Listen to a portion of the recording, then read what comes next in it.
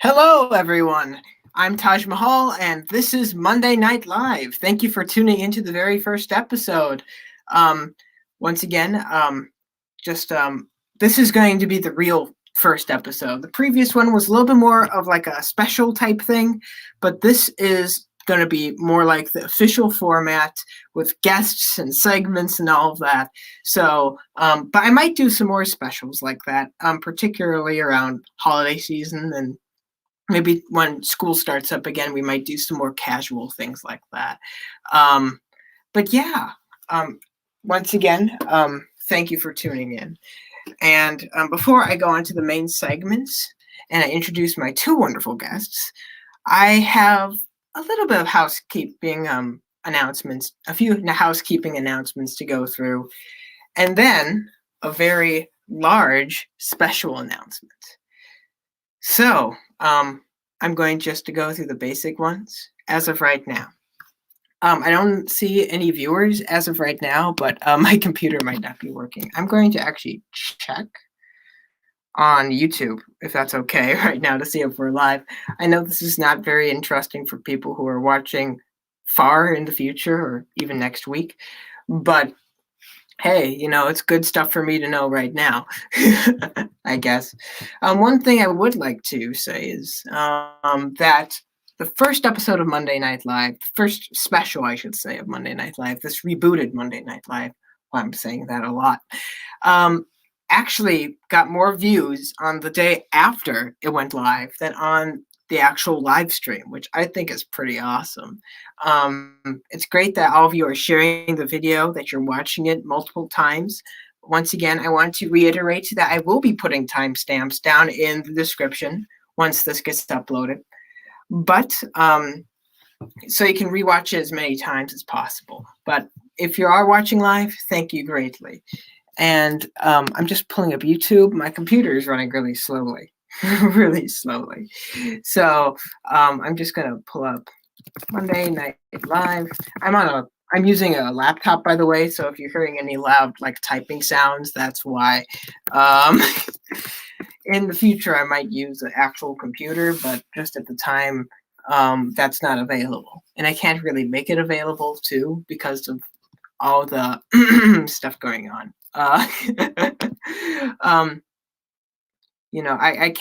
I can't comment on that. That's why I coughed, because I don't want to get taken down by YouTube or whatever. But yeah, anyway, let's go on to announcements. First announcement is I upload another video. I upload a new video, which is a very rare occurrence for me. But it's not really a new video. It's an old video, but it's a new video. And I'll explain what I'm talking about just right now. So I often say that I joined the community in 2012 because that's when I created this channel. And that's when I was actually starting to become active socially with Thomas fans.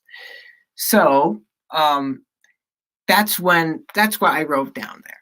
On my Twitter description, that's what I put on my channel. It might still be on my channel, I'm not sure. But that was the general story, because that's when I got active socially within the community. However, and this is a big however, it was not when I started making videos. In fact, I had been making amateur productions as early as, I believe, 2008 on a really crummy old camera that didn't have the best HD quality. I think it stopped after like 5 minutes or something, but it was good enough for me. But I always wanted to have a really high quality camera, specifically looking at the videos of Kikray and Smudger Sir Handle and Percy number 6, Thomas123, Milk Tanker Media, people like that who were really coming to the forefront back then. I wanted to have a camera like that. And on Christmas of 2009, I got it. I got it. Once again, thank you to my parents for that. But immediately after that, I decided I want to make a YouTube channel. So that's what I did. I filmed 2 videos, a very poorly scripted out episode and a collection video. I guess a little bit inspired by Daniel Coffey, what he was doing on his channel around that time. And you can see these videos were made around 2009, 2010, because the latest, the most recent video I had was Hero of the Rails. So that was what was up. But I lost interest fairly quickly in making content. I think that's because there were just a large amount of users who were leaving around that time. So I was just like, oh, Thomas must be a kid's thing. And I deleted my channel, deleted my videos. And I thought they were gone. I thought they were permanently lost. But about 3 weeks ago, I rediscovered them and I said, hey, this would be perfect for doing a video for the 75th anniversary of the Thomas franchise. I was completely shocked to find these videos, but I decided just to put together a little thing and upload onto YouTube. So if you want something a little new, something a little old, actually, I'll just say something a little old, a little new, a little borrowed, and a little blue, then you should check out my recent anniversary special. Other news pertaining to my channel, I'm going to go over some upcoming events. One massive event that is coming up is the 20th anniversary of Thomas and the Magic Railroad. And I have been vocal about my opinion on that movie, but, and this is a big but, I always have wanted to take a deep dive into exactly why. So I think this is the perfect time to dive into Thomas and the Magic Railroad and make a movie review about it. And I'm going to plan on uploading that onto my channel around July. So it perfectly aligns with that 20th anniversary. Another thing I'm going to be working on, and I have been working on, is my original series, Sultans of Sodor, which is not, it's not the same Sultans of Sodor I have been talking about and promoting since 2016. So don't worry, I'm not that lazy, almost, but I just like the name of the series. So I'm just reusing it. For my new series, which is going to be 12 episodes long, being the first series is going to be 12 episodes long. And then after that, we're going to just see how it plays out, and we might do another 12 episodes or something like that if it works out and if I feel like there's more story to tell. So that you should be expecting that towards the end of June. That's what I've been saying. Once again, there's lots of stuff happening. Some of it means that I should have more time to work. Some of it means I have less time to work. So June is my goal, but it's possible it might get uploaded in early July. That's a possibility. So with all that being said, I'm just checking to see if everything is going as planned. If I'm doing any pauses, I'm just talking to my guests right now, not on this MacBook, but on my phone, just so it doesn't make any more noise. So if there's any lengthy pauses, that's why.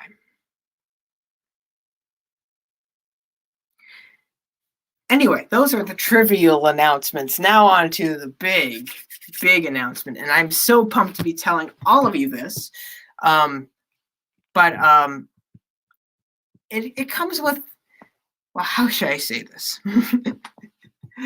I'll say it like this. You are not only watching the first real episode of Monday Night Live, but you are also watching the last real episode of Monday Night Live. Yeah, I know what you're all thinking. Oh, Taj has done it again. Taj has come up with this big idea for a series, and he's going to end it right now. Well, wait. There is a positive side to this. It's a very, very large positive side, because Monday Night Live is not getting canceled. It's not going off air. It's getting rebooted. It's going to be renamed, and it has a new home, and I'm going to tell you all about that right now. So about 2 weeks ago, right after I uploaded my 75th anniversary special to my channel, I got a personal message, a direct message from Percy number 6. And he said, hey, Taj, I like what you're doing. I saw your recent Monday Night Live show, and I've talked it over with some of my friends, some of my collaborators, and we would think that he would be a perfect fit for Thomas the Tank Engine Community Radio. So, what that means is Monday Night Live is no more. Monday Night Live is over. What begins today is Late and Live with Taj Mahal on Thomas the Tank Engine Community Radio. I'm so excited to announce this, even if nobody's watching right now. Thank you so much, Percy number 6, and everyone else who thought that my show would be good enough for that prestigious channel. So anyway, that's what I have to say for right now. And without further ado, I think it's time for the real festivities to begin.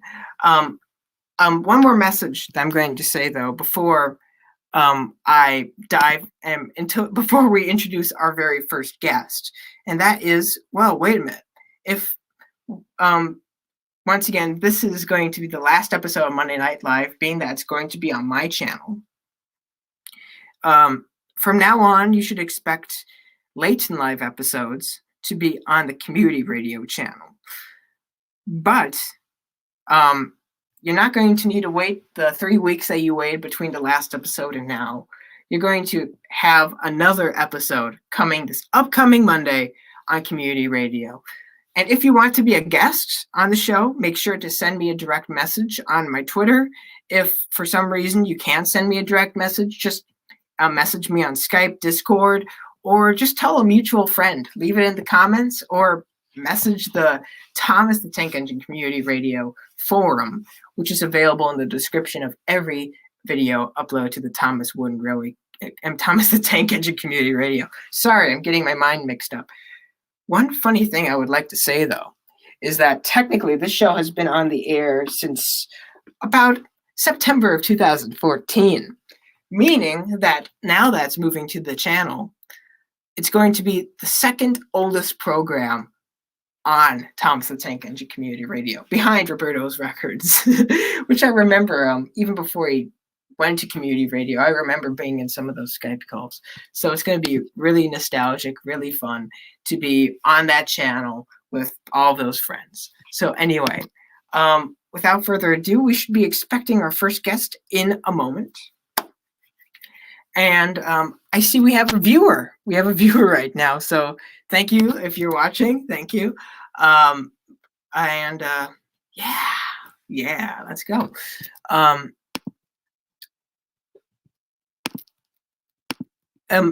If you're watching, feel free to comment in the comment section. We can have some interaction there.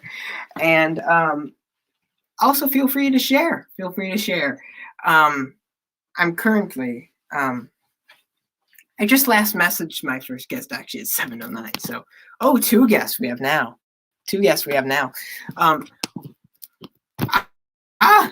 StreamYard's not working right. Oh, here he is. Now, many of you may know him as a member of the Thomas Wooden Railway community and being a great creator at that. You may recognize him from his collaborations in the large crossover specials, DVD-long crossover specials. You might recognize him for his reviews, or you might just follow his Twitter. He's a good man and a Monday Night Live veteran appearing way back in 2015.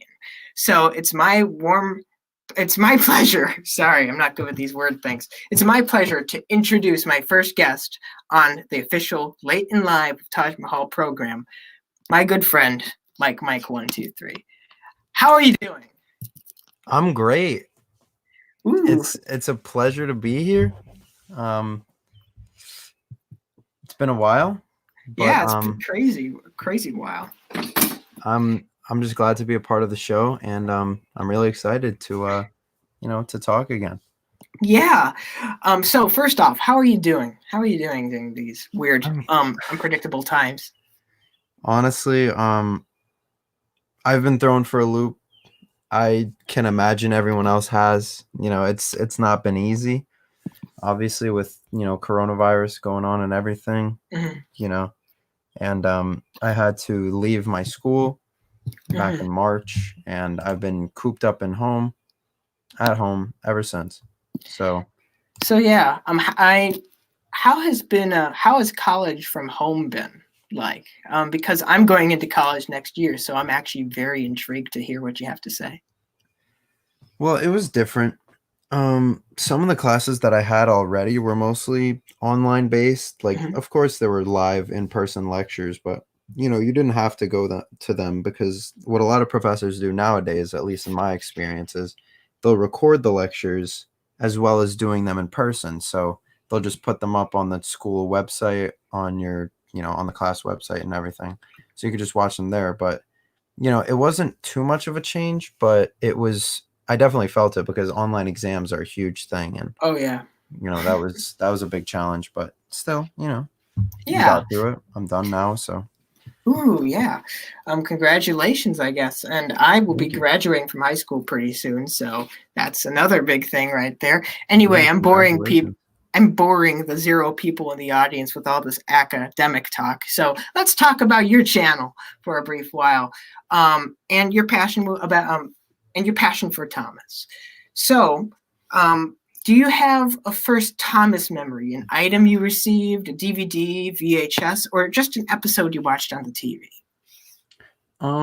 That's a great question, and that's I can imagine a question that every Thomas fan has gotten, and you know I've I remember the first Thomas memory that I really remember vividly was one of my dad's friends from childhood. We were at their house. I was about a year or two old, and they gave me a Thomas, a little wooden Thomas. And one day, I was in a store with my mom, and I just had the train with me, and I guess I left it on a shelf somewhere, and I was crying for hours. So that's my first memory, with Thomas. And then I remember, I think one of my first VHSs was probably Best of Percy, Mm-hmm. because I was actually, looking at my VHSs for a little bit the other day, because they're packed up in my attic now, just out of the way. And yeah, I put so many stickers on that VHS cover that it's kind of unrecognizable now, but I can imagine that was probably my first VHS. And some of my favorites there, because I remember distinctly, for some reason, on the Best of Percy, um Percy Takes the Plunge, they used the Ringo Starr dub instead Mm-hmm. of the George Carlin one. So I remember that so specifically, because it was so much different from the rest, which were all George Carlin. And that was one of my favorite episodes as a kid, I think, Percy Takes the Plunge. It's And funny that you yeah. mentioned that. Oh, I'm sorry. It's Oh, funny go that you ahead. mentioned that because I think I always say the first DVD I owned was Races, Rescues, and Runaways. Oh, But that's I a good think the one. first actual like full length like VHS or like I guess list of episodes. The first one I actually watched was Best of Percy over at my aunt's house. So that's kind of cool. Cool coincidence right there. Yeah. Um, how did you discover the Thomas Wood and Railway community or the Thomas community in general? I forgot exactly what I was doing, but I started, just messing around on YouTube, watching older videos, Mm-hmm. whatever. I think I started off, it was probably like some Lego Star Wars stuff, because I was really into that back in the day. And maybe I looked up like maybe a Thomas episode or something like that. But then in the recommended, I remember seeing one of Keek Ray's really old episodes, and I remember exactly which one. It was Duties of the Diesels. Oh yeah, yeah. That was one of And the early ones too. Yeah. that was I looked at his channel afterwards and I was like, wow, this guy has a lot of videos. Because at that point, he had already rebranded into Thomas Wooden Railway. So, all of his old Key Grade 24 stuff was up on his channel at that point. And I just watched through a lot of his videos. And, soon enough, I started discovering more users. I think Smudgers Your Handle was one of the another ones that I found back in the day. And yeah, it kind of just grew ever since. Yeah, I Key Grade was a workhorse back then. He like released like an episode like every other day or something like Dude, that. he was like really honestly, like some of his old episodes were just like Disaster on Sodor. That one was so cool to me That because was crazy, man. everyone was crashing. That's like a young kid's dream right there because, Honestly, like, I yeah. loved it. And it was great because there was such a charm to it as well, because it was like, hey, I can do this. I can make videos like this, Right. And of course, I got to know you around 2014, and we kind of talked a little bit about like the shared experience back then of growing up with the same material. So it's great to be able to rekindle that a little bit right now. You were an active member of the Thomas community for about like 5 years or so. During that time, what is your favorite video, the video that you made that you're most proud of? And is there like any like specific like filming tip that has saved your behind, for lack of a better term, while making videos?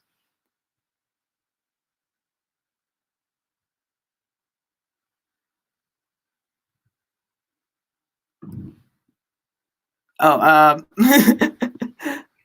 I'm sorry. I was just having some connection issues. But, that's fine. That's fine. I didn't hear like anything you said for the past minute. Okay, that's fine. I'll just say, what's the favorite? What's the favorite? Sorry. Why did I decide to host a show? My goodness.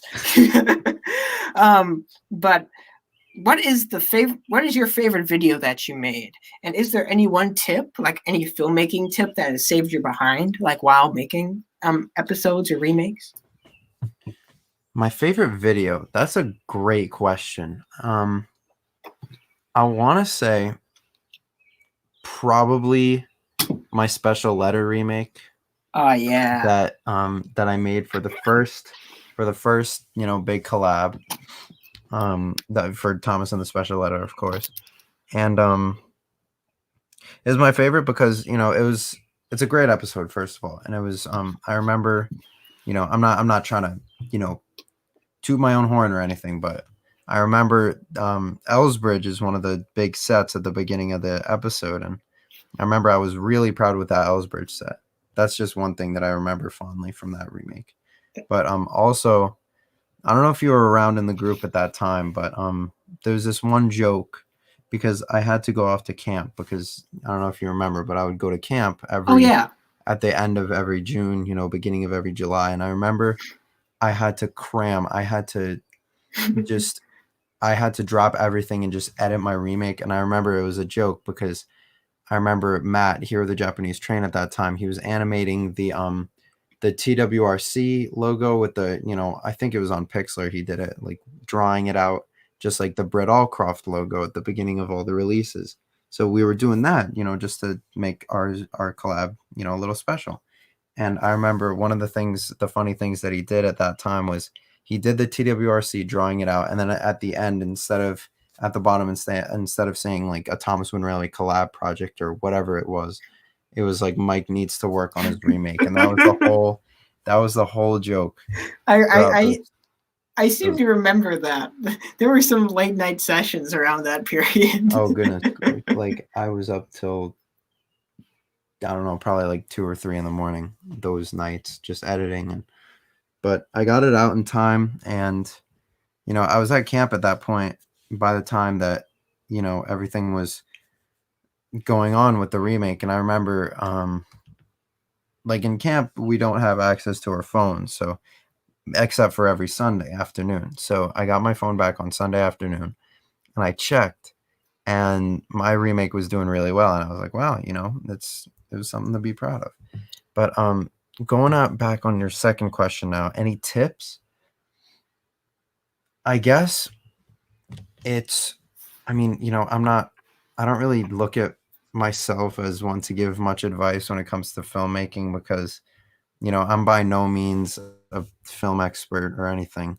I don't think many of us are Well, in the but you have community, experience, in the and grand scheme. hey, Right. I really enjoy your videos, and I really enjoyed your contributions to the collaboration specials. So I think there's lots of people out there who, you being a community veteran, you might have like a little bit of uh, like a special advice, to give them. Yeah. I guess, as vague as it sounds, the only real advice that I can give you, that I can give to anyone, trying to make videos is be creative. And, if you're feeling uninspired, watch other videos and see if, you spark up any ideas, because I've had, trying to write whatever episodes I never ended up releasing. I still wrote quite a few scripts. And, for those, it was just all about, watching other videos and being, hey, maybe I can, do something with these characters or something like that. And again, like, with being inspired, you can also reach out, I guess, to other members in the community. And, if you see someone doing a really cool technique, then, it's not a bad thing if you decide to take it and, maybe put your own little spin on it. Because a good example for that with me is for the Trackside Tunes collab. Mm-hmm. Now the Trackside Tunes collab, I could talk about that release in general all day, like for the whole day. It's just such a great release, and the songs on it, you have all the season 5 heavy hitting songs, All and those classics. all the classics. And one of them, or two of the songs on there, actually, Accidents Happen and Come for the Ride, they involve the Rusty and the Boulder shed explosion crash. Yeah. And I remember when we were picking clips for that, all of us who were involved in the collab, I volunteered to pick those out. Now, when it came time to film, I was at such a loss for what to do. But then a very, very good friend of mine, probably one of my closest friends in the community to this day, I met him day one. I think when I joined Twitter back in October 2014, he was one of the first people that followed me. My very good friend Roman, Roman TWR He's a Empire. great guy, great guy. I remember in 2016 for the New Friends for Thomas collab, he remade Spotless Record. And if you remember, in that episode, Arthur is pushing, some vans, and he crashes into Duck's train. So what he did to simulate the vans crashing into the back of Duck's train, he took pictures of, the box cars, like the troublesome brake van, whatever he was using. He took pictures of them, printed them out, and then taped them together so they looked like boxes. And so when he simulated the crash, they kind of crumpled up. And I was like, that's such a good idea. So I did that with one of my works sheds in Wooden Railway, and I printed out this whole paper works shed. And I ended up using a lacrosse ball, I think. I just painted it gray so it looked like the boulder, and I just used it in there. And great thing about paper is that it's flammable. So I just, I think I like struck a match and lit the shed on fire, and then started filming really quickly. Had to push the lacrosse ball down the tracks, but I think it turned out really well. And that's a good example of just being inspired by anything that you see. Don't be afraid to test whatever limits, test beyond the limits of your imagination, because with something like Thomas Wooden Railway, you can be so crafty. Like, I've seen so many little crafty little secrets that people have brought out with the brand. Like, for example, not so much pertaining to filmmaking, but there are some take along models that are really rare. Some of them are really rare. Like, they were the ones that came with those DVD episodes. Like, for example, I have the Better View for Gordon one, and it includes a take along Gordon with a surprised face. And I've seen people take those faces. It was a whole line of engines and, you know, little dioramas, like little set pieces, so you could simulate the big, you know, crash in whatever episode it was. And all of those engines had these exclusive, you know, faces. And I saw someone once take the expression from Thomas and the Special Letter. That was one of the, you know, pieces in that series. And they took the face from that Take Along Thomas and put it on Wooden Railway. And it, like, I think almost fit perfectly. And it looks so good. And it's, you know, there's so many ways to be creative and, you know, just, yeah. Yeah, I'm so happy you brought up like your contribution to the Trackside Tunes collab, because I myself, like when I first watched that, I was like, I thought I was like tripping out or something. I was like, what? I thought like it was like actually like made out of like, that was an actual wooden railway model, but then I just looked at it and I was like, oh, wait a minute, what? Is it folding? It's on fire? What? So you did a very, very great job with that. We're going to be going into our top 10 train songs segment pretty soon, but I would like to ask you one last question, and that is about your current work with TWR Beb. You're doing some voice acting work with him, and he's that's a smaller channel, so I'd recommend all the people watching to subscribe to that. Absolutely. And so, how is like, how would you say what's the uniqueness about voice acting within a series? And are there any things that you like? What are like if you could play like any character, like in the Thomas franchise, in some voice acting capacity, who would it be? That's an interesting question. Wow. Okay. Well, first of all, just before I, you know, answer your question, I just want to say, please go check out TWR Beb 14's channel. He's been doing some great work. I remember he was, you know, he's a smaller channel, but I remember seeing him in, you know, maybe some live stream chats and stuff like that. And, you know, he joined Twitter. Whenever he joined Twitter, I think I reached out to him, and or he reached out to me maybe, and he was like, "Hey Mike, I'm a big fan of your work, and you know, I was wondering if you'd like to voice act." It might have been the other way around. I might have volunteered. But yeah, so we're, you know, we've been working together ever since. He does some good stuff on his channel, so I recommend checking that out. But if I could play any character, if I could voice act any character, I mean, that's tough. I'd say probably Sir Topham Hatt, because if I were to play Sir Topham Hatt, if I were to play any character, honestly, I'd probably go with this season 5, you know, style, because like US at least, because Alec Baldwin was such a wonder. Like the Gordon voice, come on. Oh yeah, it's like nothing beats season 5 Gordon, in my opinion. Get out of my way, you know, that kind of voice. Yeah, I don't know how the greatest. But yeah, I don't know what happened to Alec Baldwin season 6. I think he had like some personal drama going on. So oh yeah, he was probably just like, you know, I had to do, you know, I was doing whatever when 98 with season 5, and now, you know, you made me be in this feature film about talking trains and magic and whatever, and which now we will be talking about later. And now I'm just not, you know, now I don't care about the show, you know. I guess that's maybe fair to say. Maybe he just stoked up the magic. I don't know. I mean, he stoked up. Yeah, no, go ahead. I'm sorry.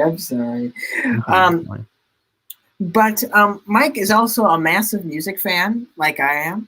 And so when he asked to be on the show, I said, "Hey, what do you want to talk about?" And he said, "I want to talk about music." So I decided for this episode of, I don't know if this is Monday Night Live or Late and Live anymore. I don't know anymore. But for this episode, we were going to go through our top 10 train themed songs, starting just at number 10 and going all the way to the top. I have not talked with Mike to see if we have any repeats. We have honorable mentions prepared just in case. But anyway, I thought this was a very interesting topic. And so, with all that being said, Mike, what's your number 10? My number 10, I have this written down on a notebook right now, but number 10, I made some really like late revisions, and I probably could have changed up the order for this list. But I'd have to say it's probably All Night Train by Allman Brothers Band. Ooh, that's a I good listened one. to it a couple of times, and it's a nice song. Love the Allman Brothers Band. They're very I feel they sometimes get a bit underrated, because I think so. people hear like Ramblin' Man and Midnight Rider, and that's kind of like Jessica and Melissa. Those are like the normie picks, but like not saying they're bad stuff. songs either, though. Yeah, but like just all of those like the Fillmore East album, like for example, is great. That's a great pick. I somehow overlooked that one. My number 10 pick is Never Marry a Railroad Man by Shocking Blue. Shocking Blue was, over in the United States, they're a one-hit wonder. Their largest hit is Venus, which is a classic psychedelic, pop song, I think. But they have lots of other really great songs, and just for like the era, this just has like a really unique groove. And like I love rock where like the horns are like in the background, like supporting the song. Oh yeah. Yeah, this has that and a wonderful female vocal.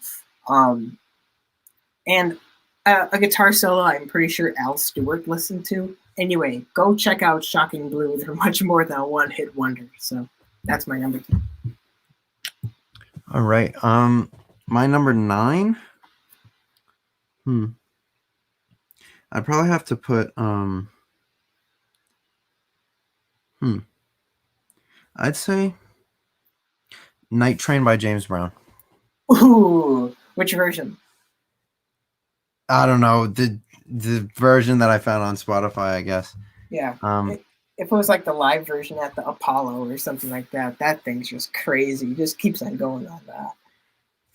But what do you like about that one?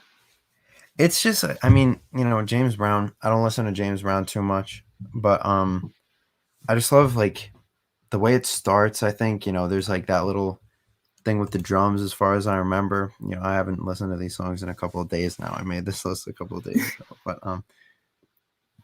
yeah, I don't know. It's just a nice, poppy little song, and James Brown's vocals are, they're raspy, but that's just what makes it good.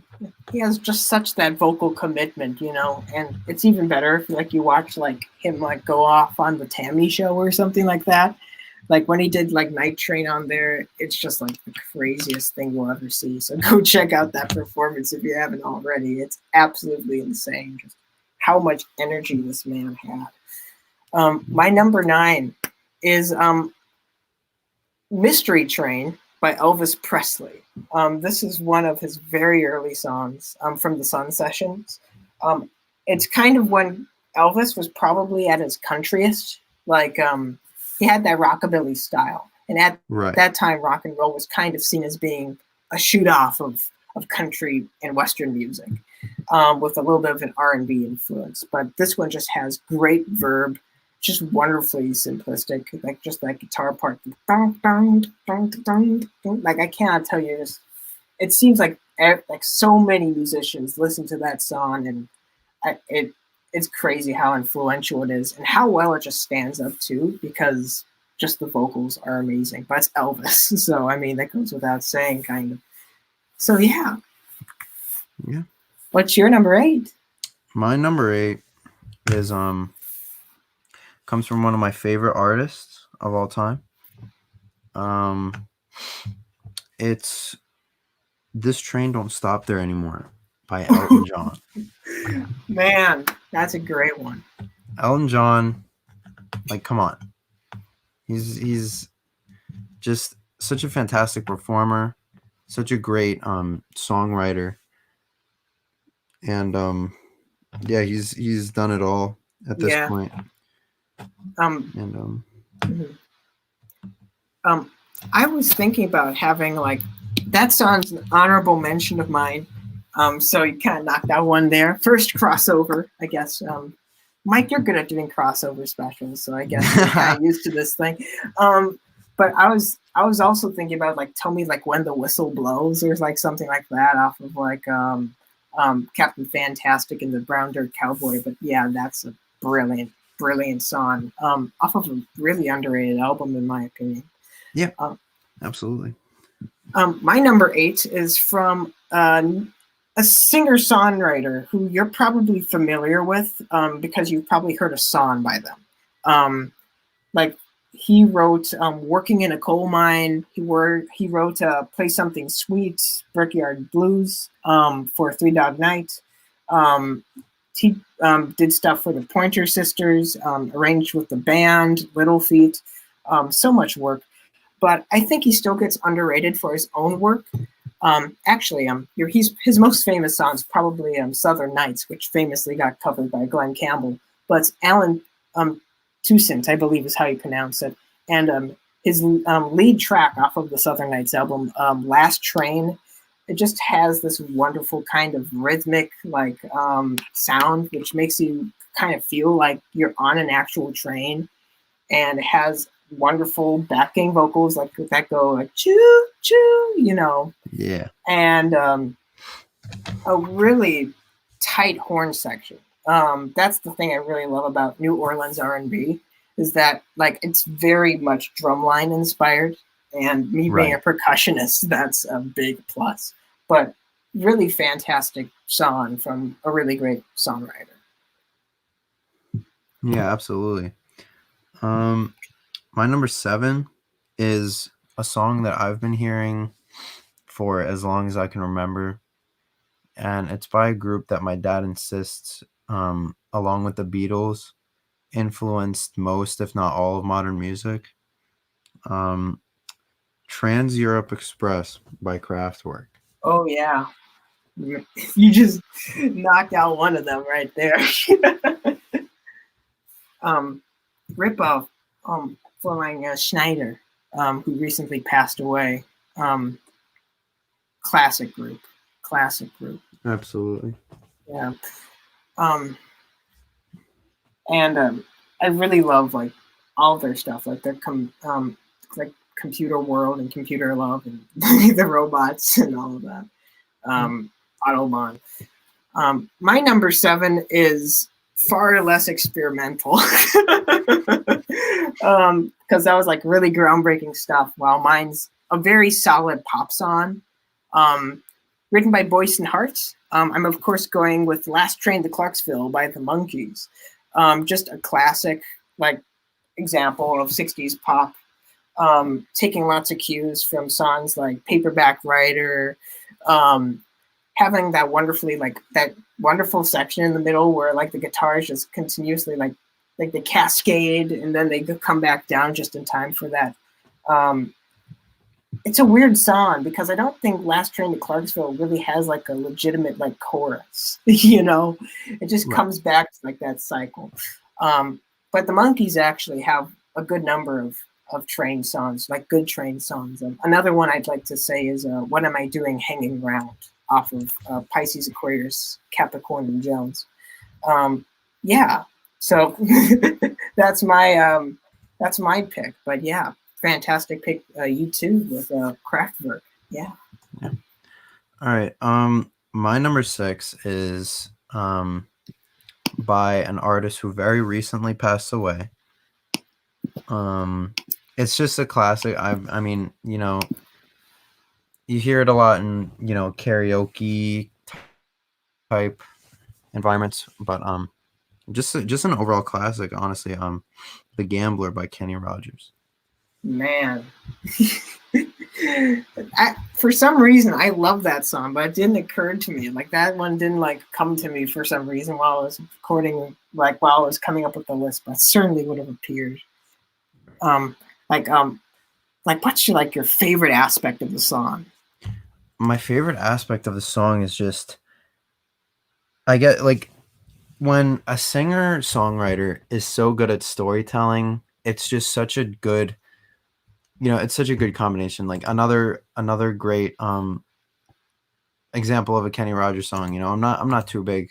Like I don't listen too far into Kenny Rogers discography, but I want to say, what's the song called again? Oh, Coward of the County. Oh What yeah, a story. Like he's such a good storyteller. And just the story of, he's in this train with this gambler who's telling them, you got to know how to hold them, know how to hold them, know when to fold them.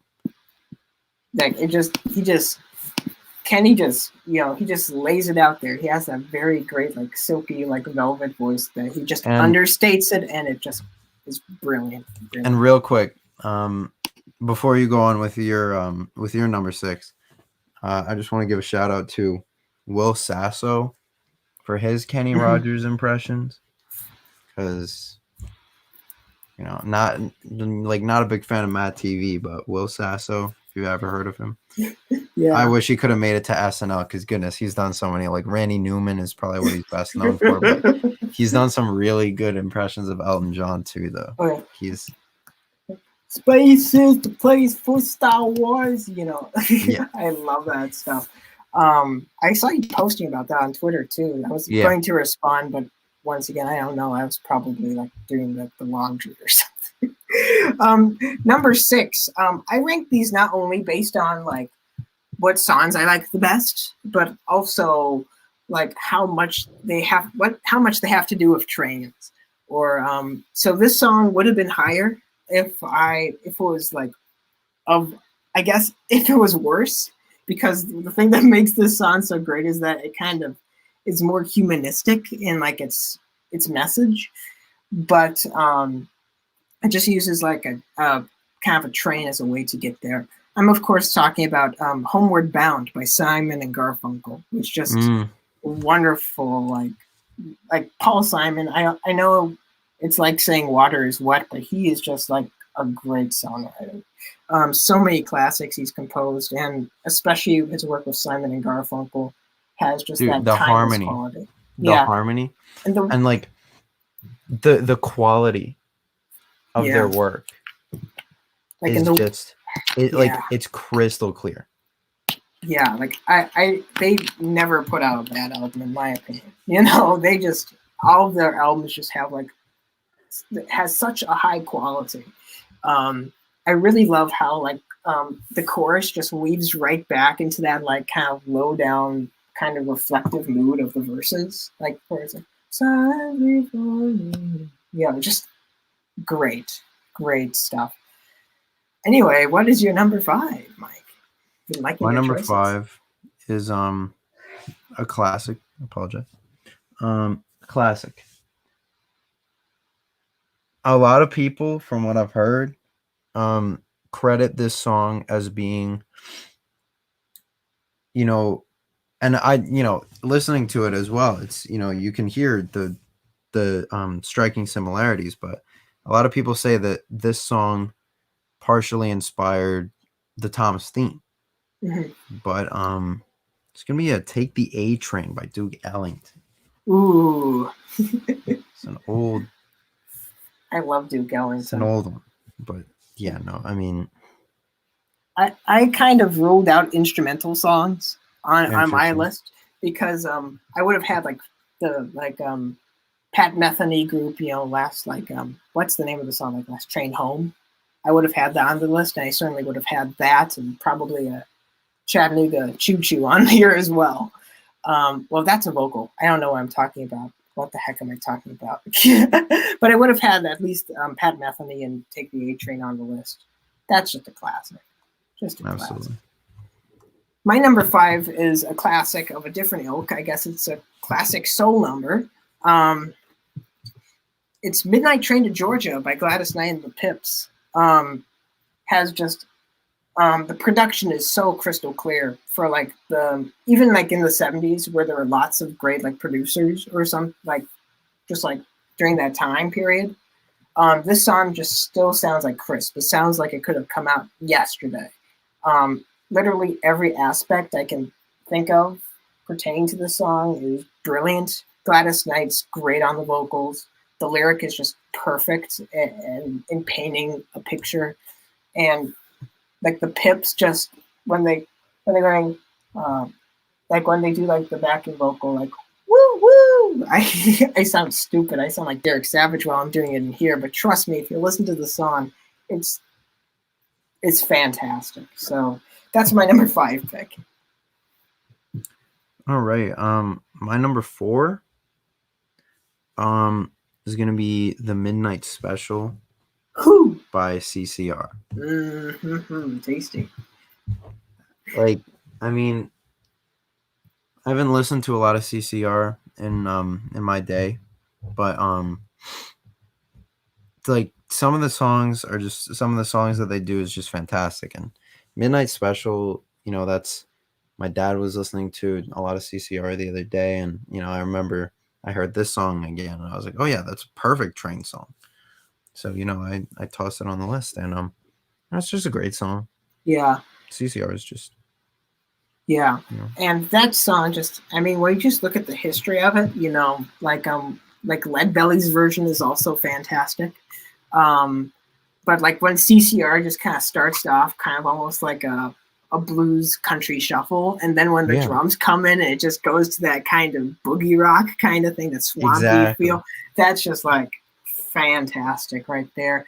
I almost put that on the list, but once again, there's lots of great train songs, which is to say that, you know, so far I don't think we've had any like crossover between our top 10s, because you got like a 2 honorable mentions of mine, and I don't know about your honorable mentions, but that just speaks to the multitude of great train songs right there. Number 4 is such a cliche that I'm not even going to mention. Like, I'm going to give any background. I'm just going to say it. Folsom Prison Blues, Johnny Cash, live at Folsom Prison. Just absolute classic. Just the way the audience reacts, like when Johnny says, I shot a man in Reno just to watch him die, is just absolutely immortal. And once again, this is another case of a song being lower on the list because it doesn't necessarily have as much to do about trains. You know, it's more of like a thing in the background as opposed to the main topic. So yeah. That was one of my honorable mentions, by the way. Yeah, Johnny Cash has lots of great train songs. Honestly, like a bunch. Like I could have picked a bunch. My number 3 now is from one of my favorite groups. It's one of the biggest hits off of their 1979, I think, album. I know what's coming. Do you know what's coming? I know what's coming. It's Last Train to London Woo-hoo! by ELO. Great. I was considering putting Across the Border from Out of the Blue, but and in all honesty, in my personal opinion, I do prefer Across the Border, but it was you know, it doesn't have too many train references in it, so I opted for Last Train to London over it. But I was still a great song. That was an honorable mention of mine, just so you know. I have like 25 honorable mentions or something like that. Another one that I wanted to put on the list really badly, but I couldn't justify it because it really doesn't have much to do with trains except for like one line in the music video, is of course End of the Line by Traveling Wilburys. Oh, for sure. That was one I wanted to put on here. That would have been a good one. That's a classic, like symphonic disco song, I guess is what you'd call it. Like it's like a rock, like that was like when all like, I don't know like why, but like ELO, it's hard to label them as like being any one thing because they're kind of prog, they're kind of pop. They were experimenting with like electronics like really early on. And then they also had like on that Discovery album especially, they were starting to incorporate elements of like dance music, which is crazy how Jeff Lynne's so talented. Anyway, you should be knighted. Oh yeah. It's still not knighted. That's a sin. Okay. Jeff Lynne. Get on it, royalty. But My number 3 is a song from 1985. It's by it's probably the most commercial like song this composer ever did.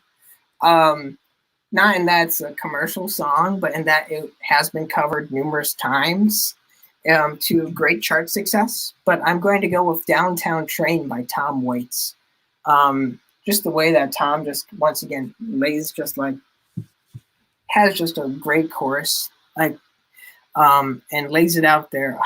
I keep on saying lays it out there, but really just Tom Waits is a wonderful writer because he has like this very unique voice and he leans into that uniqueness, especially as his career goes on.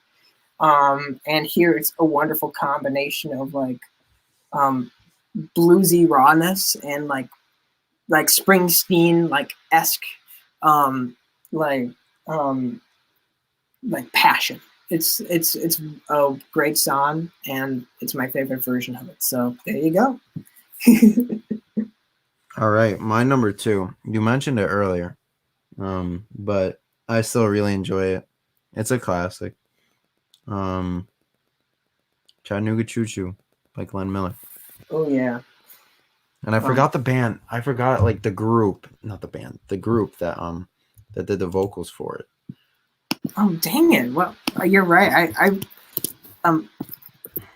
did like the Andrews sisters do backing on that. I know they did stuff with them. It was Glenn Miller and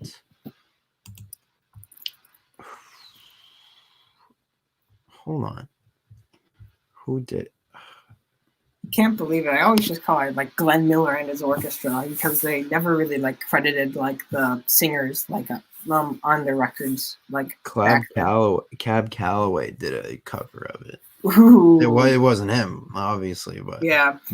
But you know, I love me some Cab Calloway as well. While you're looking that up, I'm just gonna keep the list going with The Train Kept a Rollin' by the Johnny Burnetta Trio, all the way back in 1956. Another classic rockabilly song.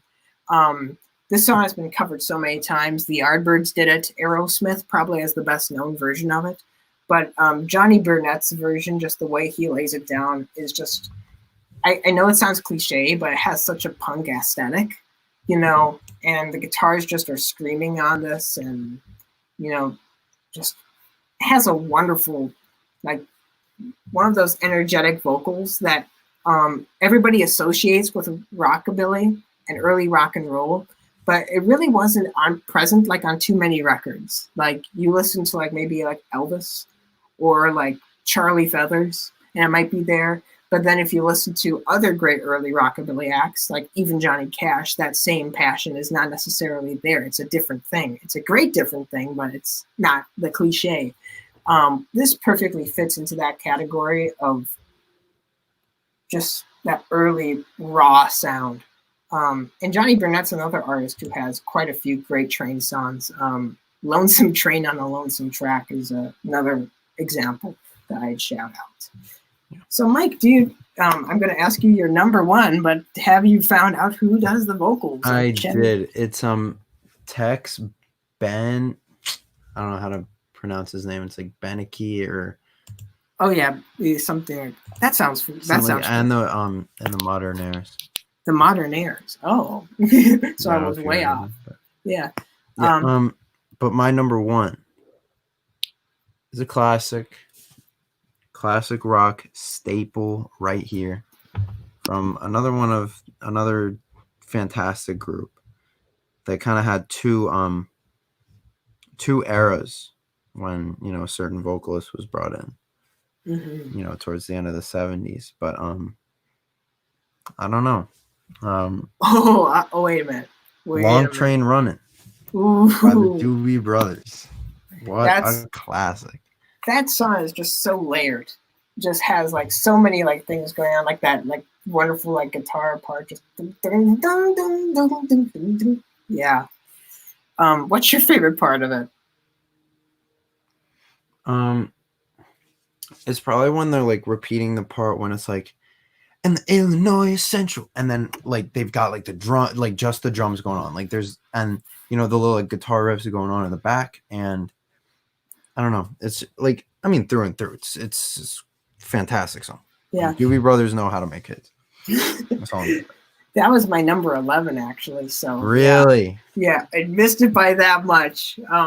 I probably will regret it in a few. So we had no crossover then, as far as I can tell. Yeah, and Surprising. mine can't be a crossover because we already went through your top 10. But my number one is absolutely. I for some reason just really love soul songs about trains, and this is just one of the best soul songs. Period. So I'm just going to say it. People Get Ready by Curtis Mayfield and the Impressions. Just beautiful early, like, I guess, early soul number. It's probably the last of what I'd call like the early soul numbers, you know, because back like in that Platters style, that traditional pop style, before it moved on to Motown and Stax and all of those labels, Atlantic. This just has a wonderfully kind of simplistic, like just like the strings, how like they sound on this record, and Curtis Mayfield just is a great vocalist once again. So I love understated vocals, if you haven't noticed that by now. But here he just is like just so cool, so effortless, and yeah. So that's my number one. And I'm sorry to say this, but it's currently 8 o'clock right now. Yeah. And it appears that our next guest is already with us. So if it's okay, Mike will be back later in the stream, and we might be able to talk about some of our other honorable mentions along with Sudrian if he has any favorite train songs as well. So anyway, it's been great talking to you, and see you like in a half hour. So yeah, it's been fantastic. I'll see you in a half an hour. Yeah. MikeMike123, everyone. All right. Goodbye. Goodbye. Well, see you later. See you later. Now, our next guest is an up-and-coming user who has been active within the Thomas community, from what I know, for about the past 5 years. He has been watching Thomas content for about the past 10 years, and he is currently working on 2 new series that he's going to be telling you all about. I need to work on this. This is why I'm not on Thomas the Tank Engine Community Radio yet, because I need to work on my announcer voice. But anyway, it's my pleasure to have on the Sudrian. How are you doing? Hi, I'm good. How are you? Doing well. So, well, thank you for having me on the show. I've been really excited all day to be on here. So, yeah. Yeah. So I'm going to ask you the exact same first question I asked Mike if you were here for that. Do you have a first Thomas memory? Because I feel like when I go up and talk to so many Thomas members, they all have like that key first Thomas memory. Like when watching like the TV series, like a first episode, a first DVD, a first toy or model. I would say when I was like 5, I was watching like a season 1 episode. What really stuck to me the most, like what really hit me the most, was like most of the Gordon episodes, I would say. But Down the Mine really stuck with me. Mm-hmm. Oh yeah. But actually, when it comes to Thomas episodes, sometimes I get a bit confused whether it's season 1, sometimes it's season 4, sometimes it's season 5. So I really don't really know, but I'll just say Down the Mine. Mm-hmm. Yeah, and back then, when they were like releasing a DVD or something like that, they didn't really care so much. I mean, just look at the classic example is Thomas's Halloween Adventure, where they just like threw like a season 7 episode right next to season 1, right next to season 5, and the narrators, switching, and that was part of the excitement. But, I think if you're going to make like a DVD where like, all right, so what I'm trying to say is like I think you should only put an episode from a specific season right next to the same season, like right next to the episode from the same season, instead of like having different episodes from different seasons in one DVD.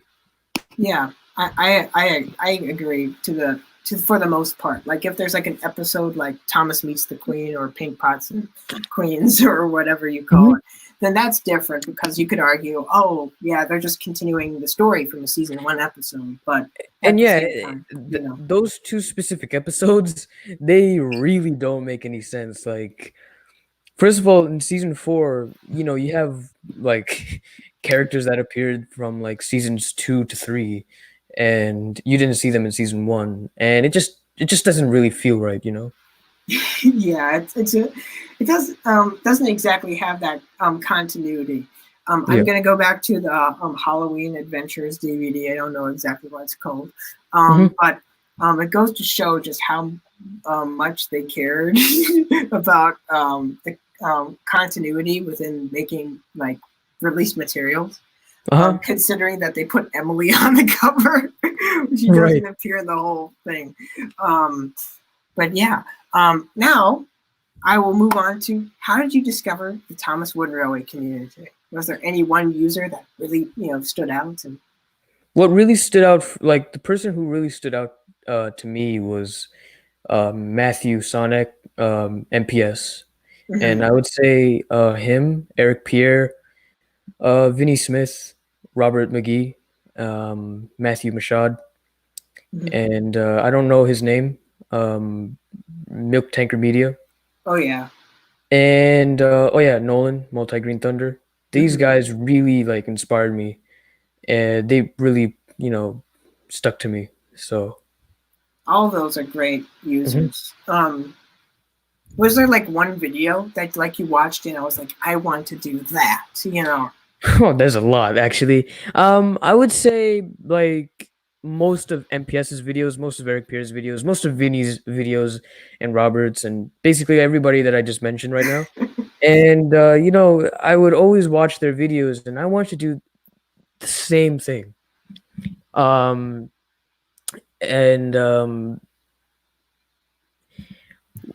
whenever what I'm about to tell you, like my projects, right? Whenever we get to that topic, I'll tell you how my stuff is related to their older videos. So they really inspired me a lot, is what I'm trying to say.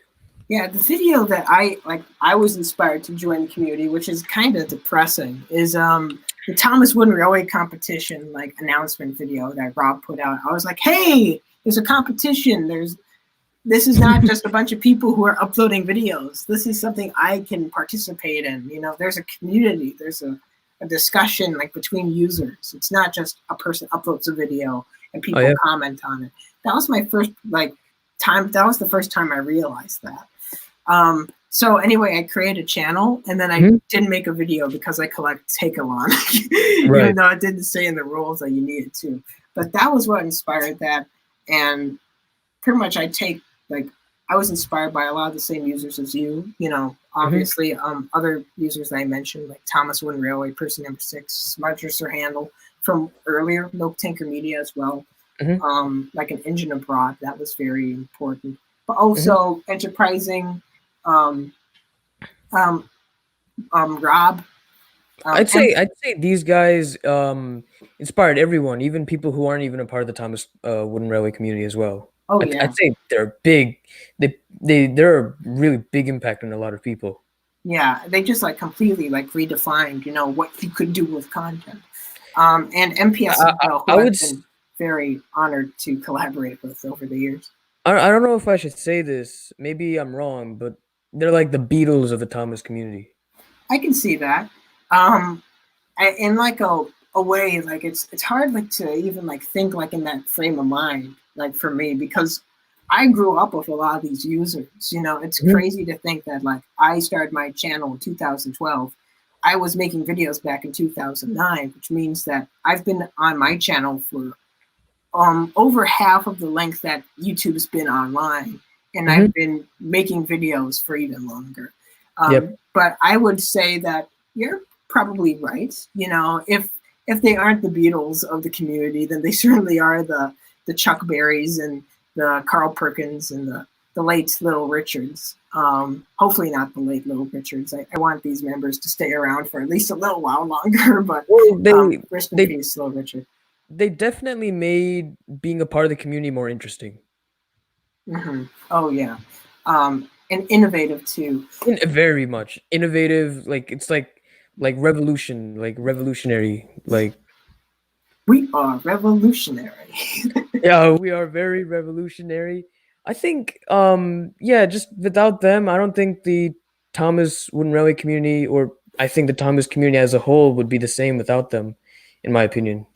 and So that those early videos inspired you to create reviews, like reviews for your of your collection and mhm. specific pieces within your collection.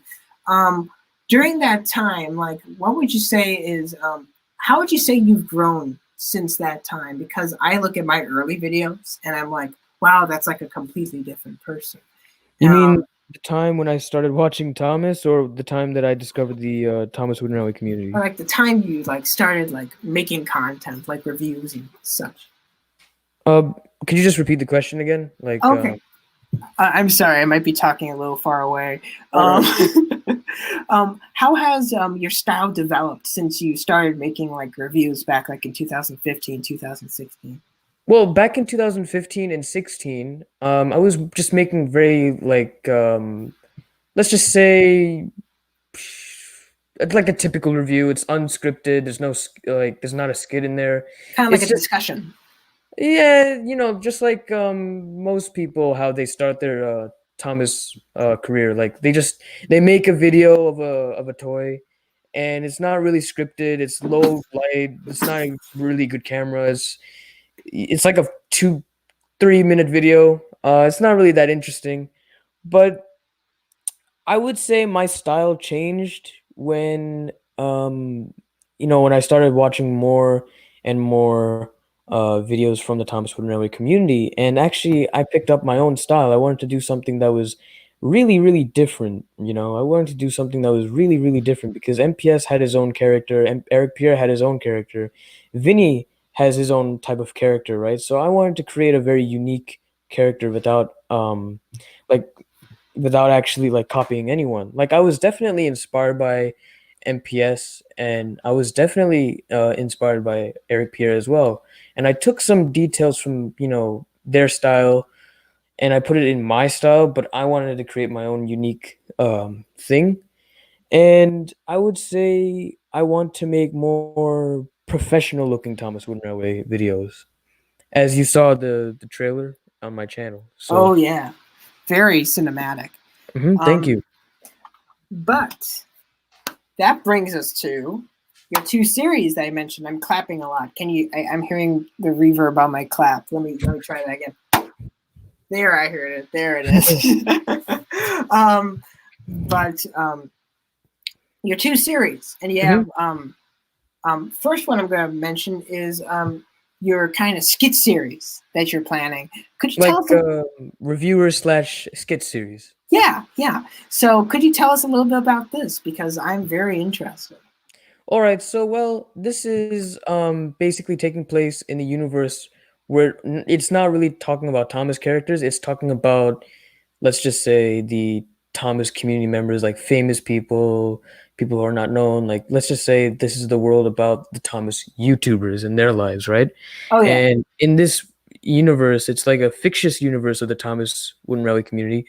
It's like so you know how in 2017, around 18 and 17, Thomas Wooden Railway was discontinued, and a lot of other toy brands were discontinued, right? Yeah. So in this series, I decided, why not make a show? Why not make a series where, in my universe of the Sudrian, Thomas Wooden Railway, and every other merchandise, all the other merch brands that's Thomas related that all got discontinued. What if they were all banned by Mattel, and they created this thing where, um, there's like this authoritarian police that's going after all these people who are carrying it. So what the Thomas Wooden Railway community decided to do was, let's start an illegal wooden railway trade. So everybody is a gangster. The Sudrian is a very comical Thomas Wooden Railway based gangster. He deals wooden railway trains, and MPS is obviously a part of it, as you saw. So that yeah. was Um, that sounds very interesting. For some reason, what came to mind when you said like they were like banned, and there's like an authoritarian like kind of like police like force or something like that. it's like cops and robbers sort of thing. Yeah, that reminded me for some reason of like what George Lucas said about like the Star Wars Holiday Special, where he said like if he could track down every copy of like the special, he would like destroy it with like a sledgehammer or something like that. Mm-hmm. So that reminds me a little bit of that, which Yep. that's really interesting. I don't think now you're getting like into like alternate history, which I don't think many people in the community have done. That's a very intriguing concept. Right, and actually, there's two sides of the Sudrian. That is the review series. Like, all right, so it's the same series, but there's two sides of it. Where I do the reviews because I'm still going to be doing reviews, but this time it'll be more like Sudrian, the gangster in the Thomas Wooden Railway community, is doing a review, right?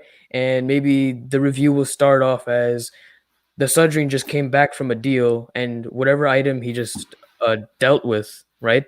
Mhm. Whatever he got from the other person, he's gonna review it in his review. And in the other part of the same series, that's where we just do the episodic Sudrian doing whatever he's doing, and MPS is whatever he's doing. Ooh, that's kind of interesting, like a serialization kind of thing. Mm-hmm. And also, in the more of the gangster side of the same series, there's a lot of breaking the fourth wall sort of thing, and it's very clear that they know that they're making a review. Even in the review, they know that they're in a review. So. Oh yeah, you could possibly like incorporate like layers of intertextuality or whatever. That sounds really pretentious, but I don't know. Very intriguing concept. Where would you like? What would you say you are basing this concept more off of? Like the more classical gangster, or the more contemporary? Well, that's a secret, actually. Oh, okay. Okay, now I'll keep. Well, I was gonna say I'll keep what you said under lock and key, but that doesn't work for two reasons. You didn't tell me anything, and we're also live. So. Well, I will say one thing. The Sudrian is based off of a lot of movies and television that I've seen in the past, and also I don't know why. I have really no idea why, but the Sudrian is somewhat based off of MPS, somewhat based off of Vinny and Robert McGee. Somehow those three managed to, inspire me to make this character that I'm making right now. Yeah, I know MPS. If he's watching, he's gonna kill me for bringing this up because he privated this video even before he privated all the rest. Shades of Gangsta G, I suspect. Not really him, just more on like I was always kind of like inspired by MPS's wardrobe, right? Oh yeah. So, like, a lot of his characters really inspired me fashionably. Like whenever he would wear like a leather jacket, his hat was an inspiration as well. I was thinking that the Sudrian would wear like a black leather jacket, just like his character, the Malevolent one from the 1992 Thomas Wooden Railway review with Milk Tanker Media. Mm-hmm. Yeah. So like that was cool. Like that was really cool. And I was like, you know what? Let me try that. Let me put a leather jacket on for the Sudrian. But no, I'm gonna be mostly wearing a blazer. But why not? Well, it's great that you're thinking about that. Because now that I think about it, I know it's not what most people think of like first off. Because when people like mention like Eric Pierre 53, this is a bit of a silly example, I guess. Right. But like with his content, usually you think, oh, like his shorts that he made, or like his reviews, the crossover specials. Shorts that he made? Oh no, I mean like his series. I'm not. He didn't actually make like a pair of I'm shorts. sorry. I got confused a bit. Sorry. I don't know. Episodes like that. Yeah, It'd yeah. be pretty. It'd be pretty fashionable if he did make his own shorts, though, because that does lead into what I'm going into. But he had like the the Beatles shirt and fedora, and Vinny has the Beatles shirt and no And Fedora. fedora, and And then they both have a rivalry on who stole their outfit. Beatles. Yeah, exactly. There's this undercurrent of kind of people like dressing up, like in a certain character, and like for some reason, whenever I think of Rob, I either think of him like in a sweatshirt or in like a suit and tie or something. Or his beard is more like really iconic. Yeah, with the Paul McCartney beard. Yeah. And Ted and his red blazer. And his signed Harold as well. Yeah. I don't know if that counts as something he wears, but he sure brings it around, a lot of places. Or like when he wore that Sir Topham hat costume to Shining Time. Oh yeah, It was absolutely iconic. Absolutely, I sound like I'm on like ET or something. Like what's like the entertainment television? Entertainment Today. I don't know what it is. I just know that's always on the TV when I come upstairs. But yeah. Anyway, now let's move into. I did it again. I clapped again. First episode. I already have cliches. But This is going to be on the. I just have a question. Is this going to be on community radio? Currently, we're streaming on. That's a good question. Wait a minute. I'm doing the interviewing. I asked the question. Okay. But just kidding. I'll answer it. This video will be uploaded onto my channel.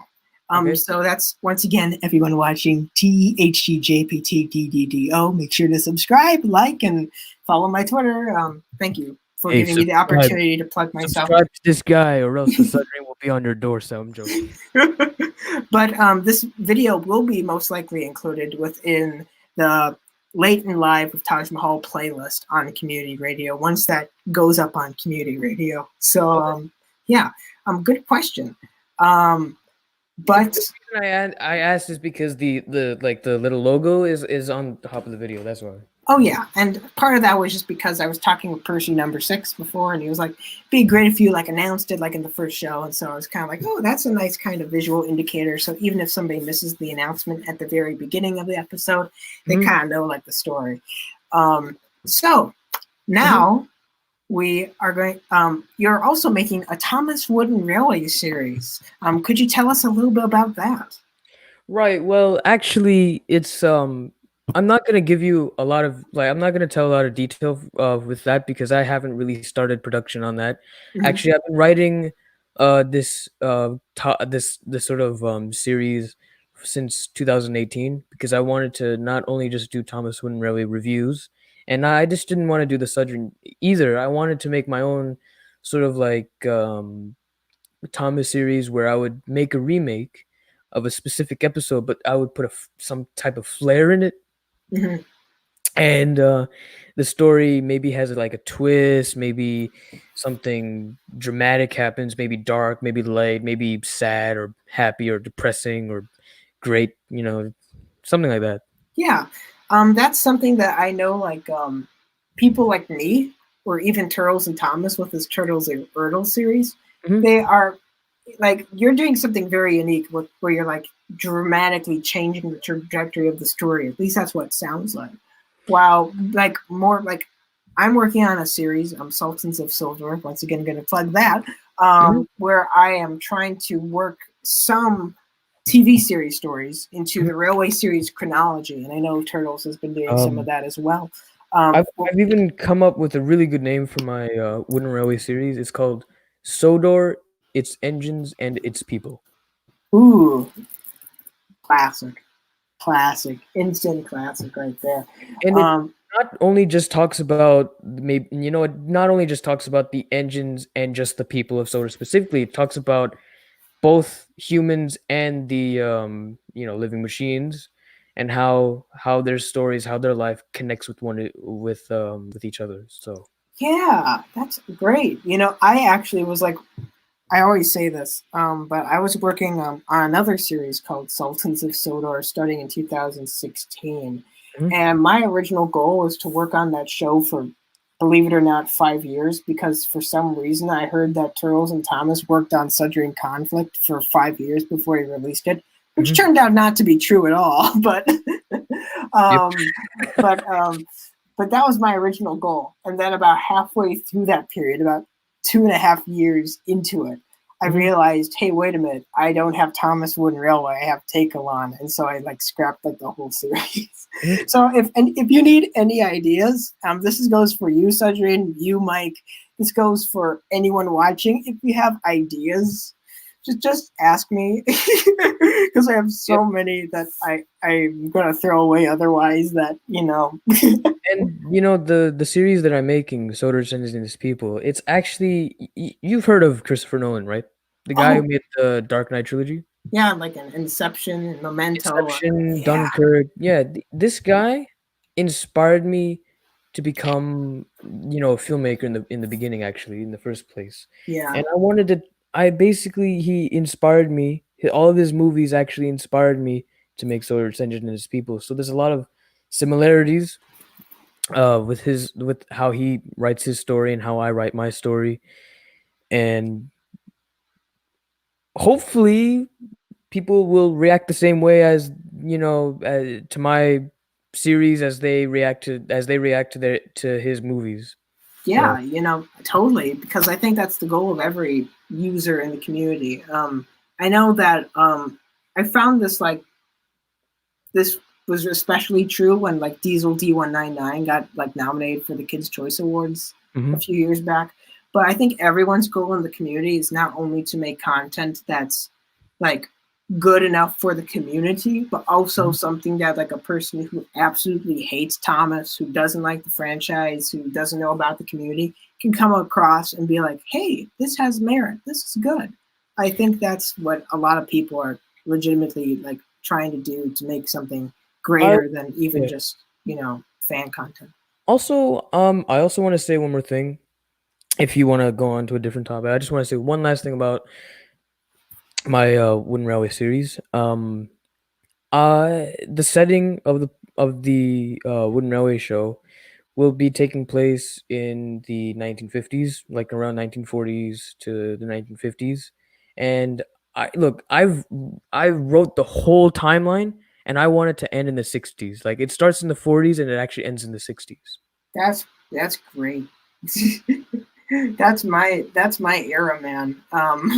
Well, my era also goes a little bit later, like into like 70s, 80s, I guess. Mhm. I'm talking like taste wise. I don't know how much of my top 10 list you got, but yeah. And also just like a corresponding with like the Railway series. It's just Yeah, like really tasteful. definitely my series definitely takes place in the past. Actually, I don't even know if I'm gonna end it in the 60s, maybe the 70s, maybe the 80s as well. Yeah. But I'm still writing it.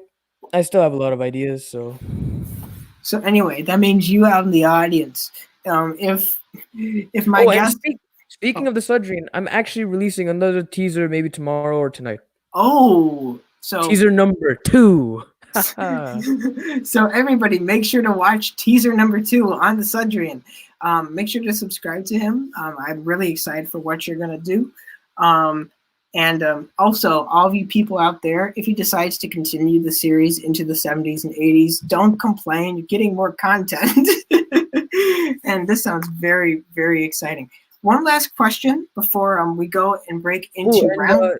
Oh, sorry sorry. to interrupt, but I also have one more project I never mentioned, but Oh, because of Kappa, right? I had this idea, I had this crazy idea that I would actually make a website, video platform, social media platform. Someone's helping with me. Someone in my family is helping me create this platform for Thomas community members only to post videos, to post their own social media posts and stuff like that. I just wanted to promote it. that's It's really called cool. what's it called again?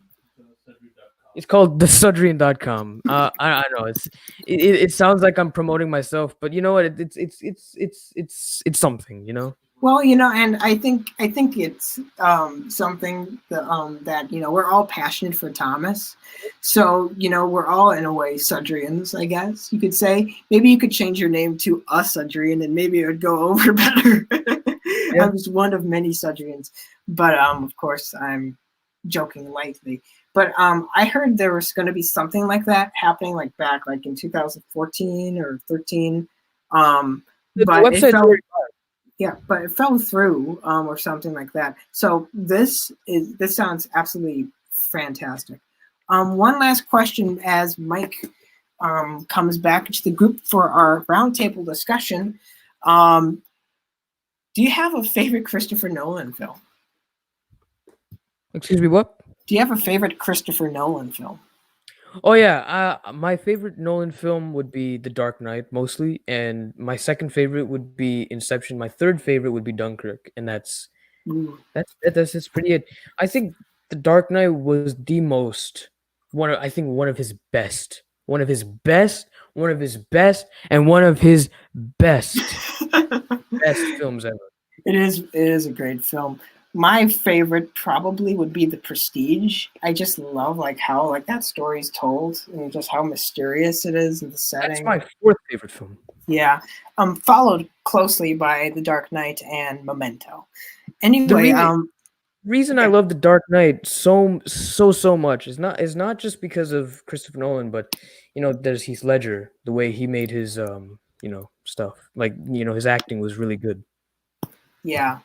And what a loss, because he just was such a talented actor. Yeah. But yeah. Now, Mike, do you have a favorite Christopher Nolan film? Honestly, I couldn't name. I enjoy film a great deal, but I don't know why. I can't think of. You don't know who's associated with what. You might know the actor, right. But you don't know the director or the scriptwriter. Yeah. And that's completely fine, because I think most film fans are like that. Anyway, with that all being said, I want to thank both of you for being on the show once again and for participating in this upcoming roundtable discussion. No problem. It's an honor to be here, actually. Yeah, no, it's great to be here. This is kind of what I wanted to do, with the show, is just to bring people together who might not. I don't know. Have you two talked to each other frequently, or? I don't think so. No, I don't really know, actually. So there you go, late in life, bringing people together. That's something that you don't see too much in the community. I'm not patting myself on the Actually, back. I think I follow you, Mike. Yeah. Let me give you a follow, actually, because yeah. I think if we're both on the same show, and we're about to do this trivia thing too, so that should be very tense. And I'm going to post that in the chat for all of you viewers right there too. Yeah, Mike, I do follow you on Twitter, so. Oh, I followed you. I follow you too. So. Yeah. And I follow both of you. And we obviously follow you, and you're else you wouldn't be able to send me DMs. But yeah. So now that we're in the roundtable discussion, let's talk about some recent news. And if anybody is watching, if you have any questions for either Mike or the Sudrian, feel free to post them in the comment section, and we'll try to get to them. Sure. So the first real big news story that has I always like starting off, or I will always like starting off in the case of this series, with some new fan content. And of course, in the time between the last special and now, probably the most notable upload from the community to YouTube was sodorNWRsteam's Sad Story of Henry 1953 remake. This had a little bit of quite a spike in publicity on Twitter. Did either of you see it? Is it the black and white with the Hornby Henry? Oh yeah. Oh yeah, I've seen it. Mike, did you see it? I can't say I've seen it. I never watched it, but I did see quite a bit of talk on Twitter on the day because it was uploaded for what was it, the 75th anniversary? 75th anniversary. Yeah, there were lots of fan videos for the 75th anniversary, but this was the big one that I You feel mean like. there was another remake, another remake with the Hornby Henry? Because I'm thinking about some other video from years back. I think this is like it had like that model Henry, but it also had like a clay face or something like that, you know. Oh, then I don't know what I don't think I've seen it. Okay. Then I'll just kind of overlook it a little bit, but I'll say that despite how it was promoted, which is a little questionable, I think it was great because that promotion effort made so many people watch that video.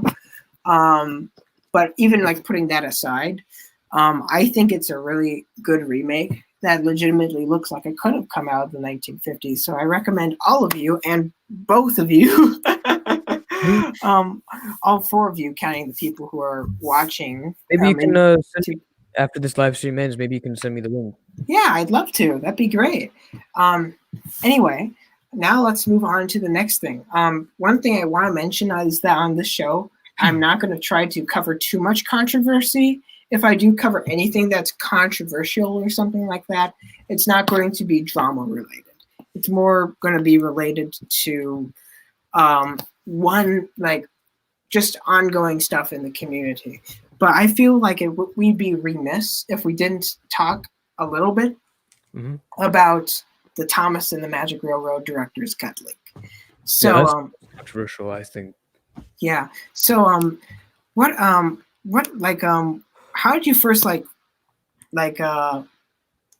sorry. Let me try that again. When did you first hear about this leak? Do you like remember I think it was like around like the 75th anniversary or something like that? It was like a week before the 75th anniversary. It was a week, yeah. Just about. Yeah. Because I forgot who was posting the screenshots of like Britt Allcroft's post on Facebook, but like multiple occasions she would just be like, please take these these leaks off of YouTube. You're not helping anyone, and you're not giving credit to the people who deserve it and everything like that. I think a lot of these people who are uploading these videos are, I don't know, I think they're honest fans. That's the disappointing thing, is that they there is like this philosophy in like fan communities, especially like franchises like Star Wars being the obvious thing, because Star Wars is just a perfect example for any franchise, like any franchise's fan base. Like the extreme of it. Never watched it. Oh yeah. I completely get it. There's lots of people who haven't watched Star Wars, but everybody knows like at least like a Star Wars fan or a really committed Star Wars fan. Something of that. There's a lot in the community. Yeah. But there's this general belief that if like a fan has like materials that George Lucas or another creator in the series doesn't want released, then there's this motivation to like get it out to the real fans, without considering like the harm that it might cause. Yeah. So I feel there's some of that going on, but even then I feel like uploading this like movie, that the original director's cut of the movie that Britt Allcroft obviously has passion for and probably prefers to the final cut. I just don't get it, to be honest. I think people should be a bit more patient, I think. Yeah. I think that especially with the 20th anniversary coming up, little side note, have all of you heard about the Shout Factory Blu-ray release? Yeah, actually I have heard that they were going to re-release it on Blu-ray. Yeah, I have not. I don't think they're going to include the director's cut on this version, but it's possible. I'm not going to rule it out. I made a little mistake. I made a little mistake. Oh, sorry, what? I made a little mistake related to the director's cut. someone sent me not me personally, but like someone sent everybody a link. I kind of wanted to watch it, so I kind of pressed the link. Well, there's lots of people who have done that, I feel. I don't want to guilt you into watching, like into saying you watch this, because quite frankly, there's lots of people who pirate content. Yeah. And I'm not going to single you out of the equation for doing that. I'm going to be completely honest there. I think that there are lots of fans that legitimately do want to see it. But did you watch the whole thing? No, I didn't. I only watched the first bit, maybe 5 minutes in, and that's it. Okay, because that's the thing, is that I feel that most of the people who are coming across this link aren't even necessarily watching the whole thing. I don't know. I guess it's my my moral guilt that got me in around 5 minutes. Yeah. So I was like, I'm not gonna do this. I'm just gonna follow the rules. And I think that's a good thing to highlight, is that if you are watching any pirated versions of Thomas and the Magic Railroad, that doesn't mean that you're an immoral person. It means that you're a Thomas fan and you want to see Thomas content, which is what most Thomas fans want to see. But the one thing I would say is try not to do that as much as possible, because once again, because the more people watch it, the more of an odd, the more of a demand there will be for it, and the more instances like this you will see in the future. So if you know anybody who is sharing the link, don't share the link. Yeah.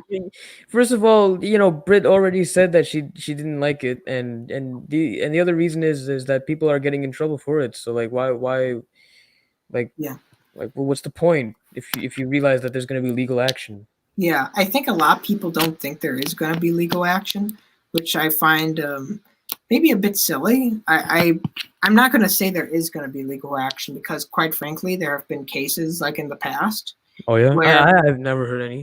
Where there have been massive studio leaks, and there have been very little consequences in the Thomas community. Not in the Thomas community, but even with Universal Studios or something like that. There were massive leaks, and they only got a few people, from what I hear. Sony being another example. I'm not going to say that I'm the most qualified to speak about the law, but still, even if you're not necessarily going to face consequences, you are hurting people if you're uploading it, despite what the creators are saying. So just if you are doing that, and if you're spreading the link, I completely understand you want to see this content, but the Blu-ray is just a little ways away, and it's possible it might be on there. And hey, if you think that you're fighting to get this film released, imagine how hard Britt is fighting. So anyway, just support Britt Allcroft through this time. Once again, I'm not going to guilt you if you watched it. But anyway, that's just what I have to say about that. Once again, we're not going to be talking about drama too much on this show, but just wanted to put out a little message for all y'all. Now on to more depressing news.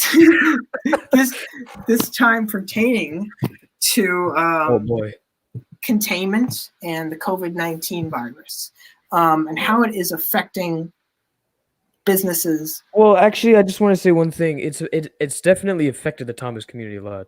Yeah, the Shining, the Tank Engine Society, how they were gonna make another event this year, but this time, what's even more depressing about that is that they're allowing everyone to come. It's not just for big Thomas YouTubers, but it's a public event. It's everyone's gonna go, and then it just gets canceled. Yeah, that's the sad thing, is when people when a group opens doors to everyone, and then it just gets canceled. Yeah, and then less people can show up. Yeah, I mean, but we need to be considerate of the public safety. One good thing that has come from this is that, I think I mentioned this in the previous stream, but some users have come back, that were previously not members of the, Bertram Old Warrior being one new obvious example. Funny thing is that he actually started following me on Twitter. Yeah, he followed a bunch of people. I think he follows me now. But So I'm not going to say like there isn't any good coming from it, but at the same time, it's a shame when anything like that needs to get canceled. But guess better to be safe than sick. That's what I always like to say. Yeah. I guess, yeah. Yeah. And hey, we're able to kind of meet up right now. I'm not going to show my face. I mean, I accidentally showed my face in the last stream, and I'm not repeating that. Trust me. But anyway, on to the I've topic seen at your hand. face before, Taj. It was years ago. It was years ago. I still look the same though. I'm 5 years older, like at least, and I still look the same. It's kind of depressing. I look the same as I did like in first grade or some crap. I don't know. What? I mean, like my face, looks like the exact same. I mean, I've grown, but like some people, like when you see like their photos, like in first grade or something, they look like a completely different person. I look exactly the same. Anyway, that's a bit of a creepy visual. Anyway, so now let's talk about how COVID-19 is affecting heritage railways, and this is something that I've wanted to kind of shine a spotlight on because I feel it's been getting a little bit neglected while lots of people are talking about the internal drama that's going on inside the community. So one story that I would like to mention, first of all, have either of you heard some of these stories? I don't think so. No, I don't. No, I don't think so. Okay. There. I looked up like numerous articles pertaining to Thomas the Tank Engine and heritage railways in preparation for the show, just to see if there's any news. And I found that there are a crazy amount of occurrences of either vandalism or heritage railways going near bankruptcy, like in mass, like right now, because especially the vandalism part. That's really not good. Yeah, and it's really, I think it's understandable why this is happening. Not like the motivation. The motivation I don't understand, but like at this time, because I heard the Talahuin Railway is open again. Yeah. The reason why I say it's kind of understandable now is just because, there's no, you can't really have, it's hard to social distance with trains, because you're in a closed, area and you're, there's seats right next to each other. So even if you're spread apart, you don't know if somebody sat there like an hour before, or something like that. So that's why I'm saying it's understandable why this spike in bankruptcy and vandalism has increased during this time because there's just less people around to patrol. I want to mention North Bay, Canada. They have Heritage Railroad. I believe, I don't know everything about the story, but there was like a station that they had that people broke into, and they pretty much just trashed the place. Same thing goes with Moray, where people, Moray has a volunteer-run railway, and people broke pretty much into it. They kind of broke things, and they stole a bunch of tools. So those are just two examples of what, like, these examples of vandalism that are going on. How do you think the COVID-19 virus and containment is going to affect heritage railways in the near future? Well, I think it might not be good. I mean, like when you look at it in the grand scheme of everything, like they're all, all the talk is about when are we gonna what happens if the older engines, what if they get rusted, Yeah. Right, stuff like that. Like that's something that 100% has to be taken into consideration. But then also, you have all these talk about essential services, and like I'm in New York, for example, and this is where it's pretty much the worst. Mm-hmm. So yeah, they locked down the whole city. Yeah, like the city, I'm about an hour out from the city, and it's, you know, even up where I am, it's not great. But so the governor has discussed like this 4-phase plan for reopening, you know, businesses. And with something like a heritage railway, that's not like that's I'd feel like that's probably at the bottom of the list in terms of, you know, essential and stuff like that. Because Yeah. that it's more of an attraction, you know, it's like an amusement. Yeah, and it's kind of a passion project thing. You know, it's Right, not exactly. it's not like I guess like a system like Amtrak would be more necessary than, Right, I because guess Uncle Jim's Heritage Railway for Adirondack, kids, you know, yeah, like something like that. Appalachian Heritage Railroad, Yeah. whatever, Yeah, something like that. and I hate to say that, but that's kind of like the truth is that if you need to keep people apart, you Yeah, kind of need to, make those hard cuts and say, we love these businesses. We love these yeah, small, mhm, small town railroads, but quite frankly, they aren't going to necessarily provide the same service as Amtrak right. or Because a busing system.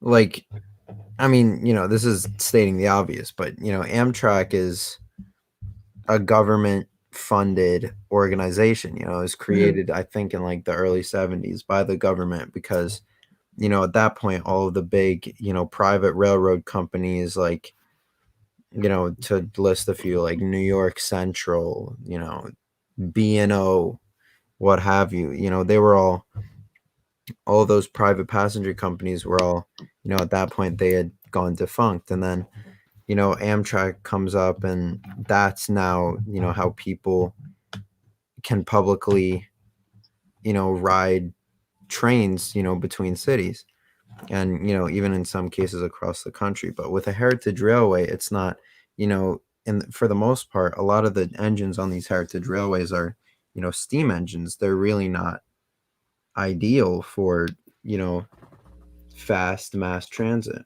Yeah, they ain't exactly bullet trains. I'll put it that way.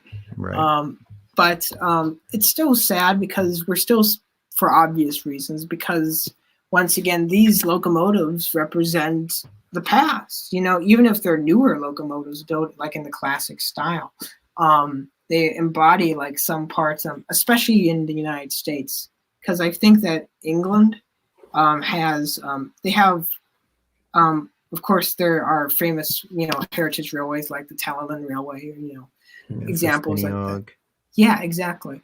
But they also have, I'd say, more kind of larger groups of heritage railways, like where they're more consolidated. While in the United States, we kind of are more spread out and on a smaller scale, I find.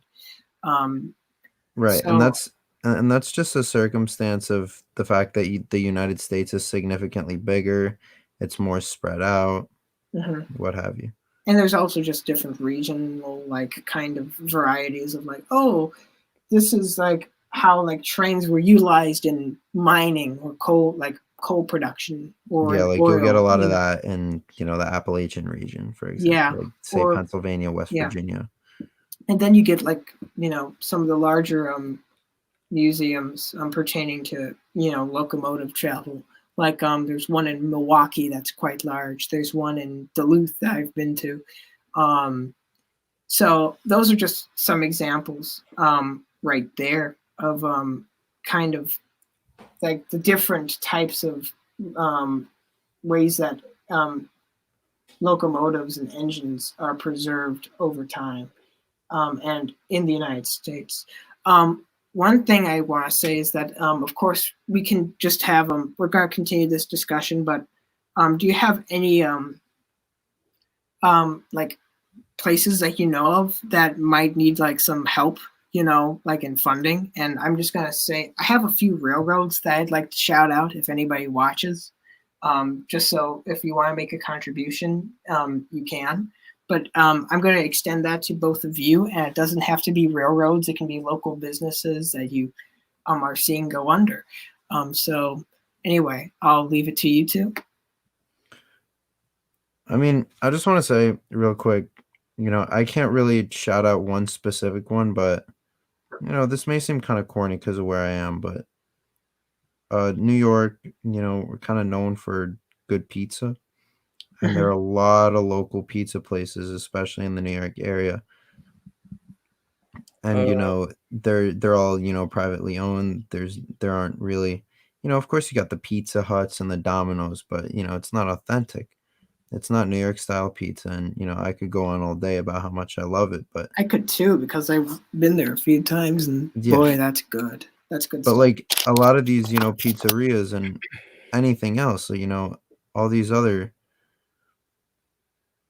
businesses that aren't chains, it's just small businesses in general. And it's like you really, if they're still doing services like instead of eating in, you could only either do delivery or pick it up. But even that, if you really want to continue to support your local businesses, do whatever you can. And once again, I don't know any local business, and if anything, where I live, all businesses are shut, so none of them are active. Yeah. So anyway, once again, if you don't have any money, we understand, because community members are fairly well known for being relatively broke. And especially in this time, even without the woes of mass collecting, especially during this time, in fact. So anyway, don't feel guilty if you can't contribute. Don't feel guilty if you want to contribute to these causes, but you have other things that you want to contribute to. Just make sure to support your favorite local businesses and your favorite small businesses in the ways that you can, because I have Amazon has enough money. Okay, there we go. Anyway, some railways that I'd like to shout out are, of course, the Tallyland Railway, the Greenbook Vintage Railway in New Zealand, and the Epping Forest Heritage Railway. Those were three that I saw posting news articles online. Of course, there are countless others. So just make sure to look those up if you want to contribute. Feel free to look them up. And I'd also like to comment that the first locomotive since lockdown in the UK ran 2 days ago on the Great Central Railway. And that was a steam locomotive, from what I know. So that's pretty cool. Tornado? Was it? I need to look. Was it? What class was it? Like, was it a Pacific or an Atlantic or Stanier? Kind of, Mike, how you're not like so great at naming like. Mike, you know how that you're not like so great at like naming like film directors and screenwriters. Yeah. Well, that's like me, like railway classes. So let me see. Yeah, honestly, me too. BR standard class. Yeah, BR standard class 278018. So let me see. Is it tornado? I don't know. What origin is it? Like what I'm saying about origin is sorry, my English. Sorry if I sound stupid right now. It's because I haven't slept for a day.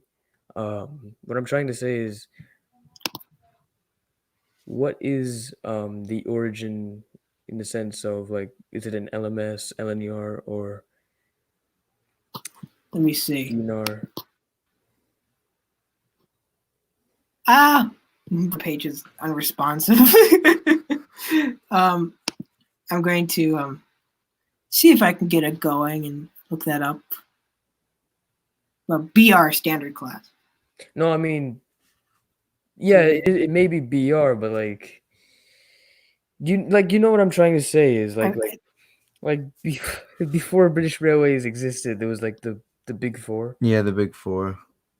Yeah. For some reason, I can't identify that because it's not on the article, and I can't. Wait, and the image is blurry too. So wait, Taj, say the number again.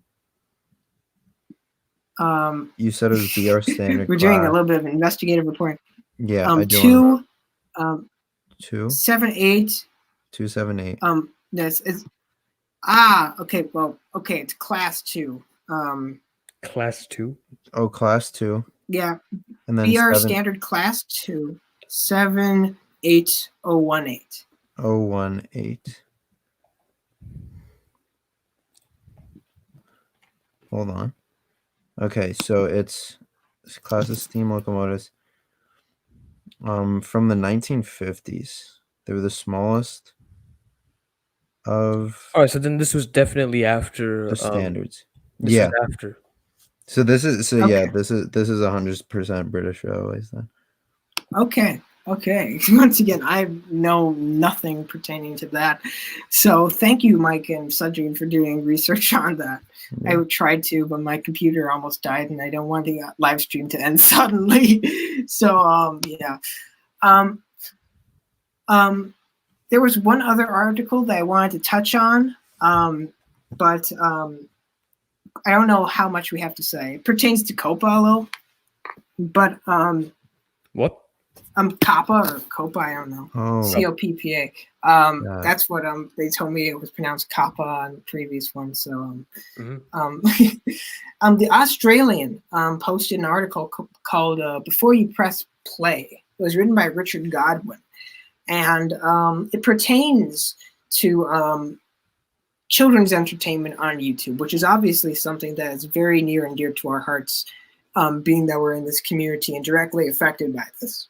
I found this very interesting because it, first of all, Richard Godwin says in the article that he is a fan of the classic series, particularly the ones that were narrated by Ringo Starr, George Carlin, those old episodes.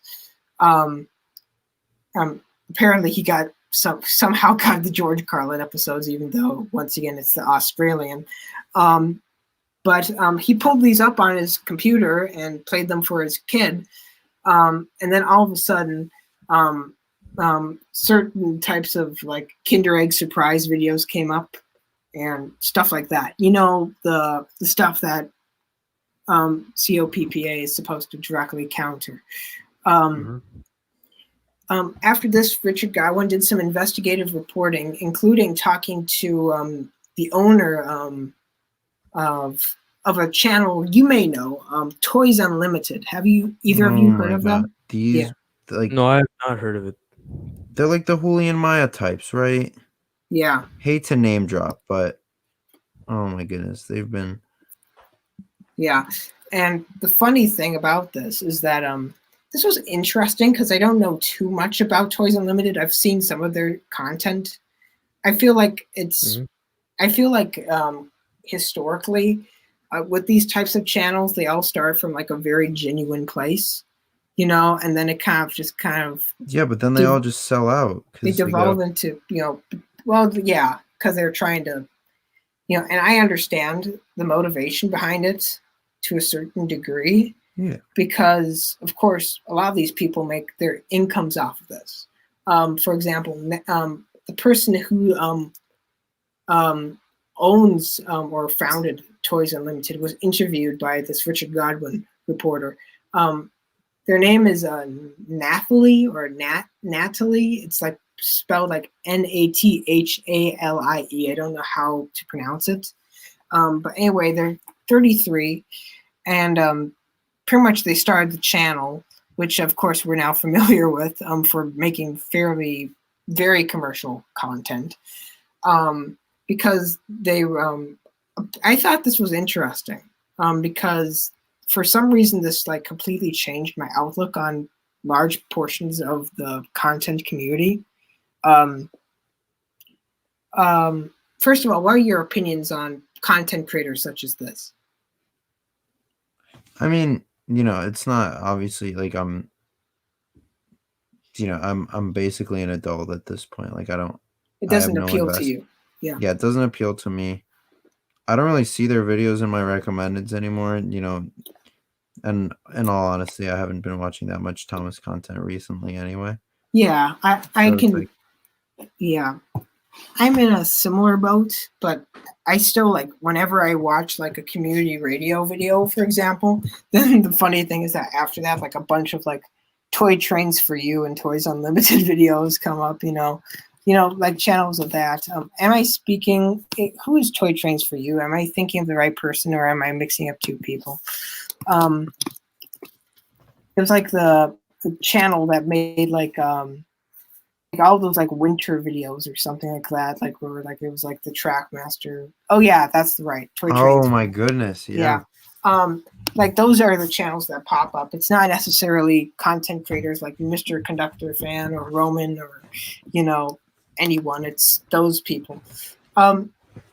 But I found, before this, I kind of was cynical pertaining to that, but I was honestly surprised that the person who founded Toys Unlimited actually made it as a way to help people in children's hospitals, which I was very intrigued with, or people who, children who are in hospitals. So for both reasons, because I don't know if you know this, but even before the COVID-19 virus hit, there were lots of, there's a very small amount of toys that are in most hospitals, and there's a great need for it. So the person who founded Toys Unlimited just said, hey, what about if I kind of affect this on three ends? I can buy this toy, I can create a video to entertain kids on the internet, and then I can give the toy, once I'm done kind of reviewing it or showing it around, I can give it to the local hospital and they'll have another toy. So I thought that was kind of charming. I don't know too much about them. They might do some other things. I'm not too qualified to say, but still, I think that's a nice, if that's true, that's a very nice thing for them to do. And of course, they're in, after the whole Elsa Gate thing, they have been in the line of fire just as much as everyone else has. And that means that some of their money, that the money that they spend on getting these toys, that comes from the revenue, does not go back to the people at the hospitals. Once again, I don't know the legitimacy of any of these claims. It might turn out these are not true at all, but still I feel it's a little bit of something that's interesting. So now, Mike, I know how COPA has affected you, but would you like to say how it's affected you? How it's affected me? I mean, yeah. I'm sorry. You're talking about COPA or COVID in general? COPA. COPA. I mean, I haven't really released anything since COPA, so. Oh, sorry. But I did, I made a couple of my videos unlisted, and now you can view them through my page on the Thomas Wayne Railway Wiki. But you should check those out, especially and some of them are still part of the collaborations, and of course, Journey Beyond Sodor, How It Should Be. Yeah, that was a big project. I wasn't super involved in that, but I was, part of the planning. I guess I was part of that group.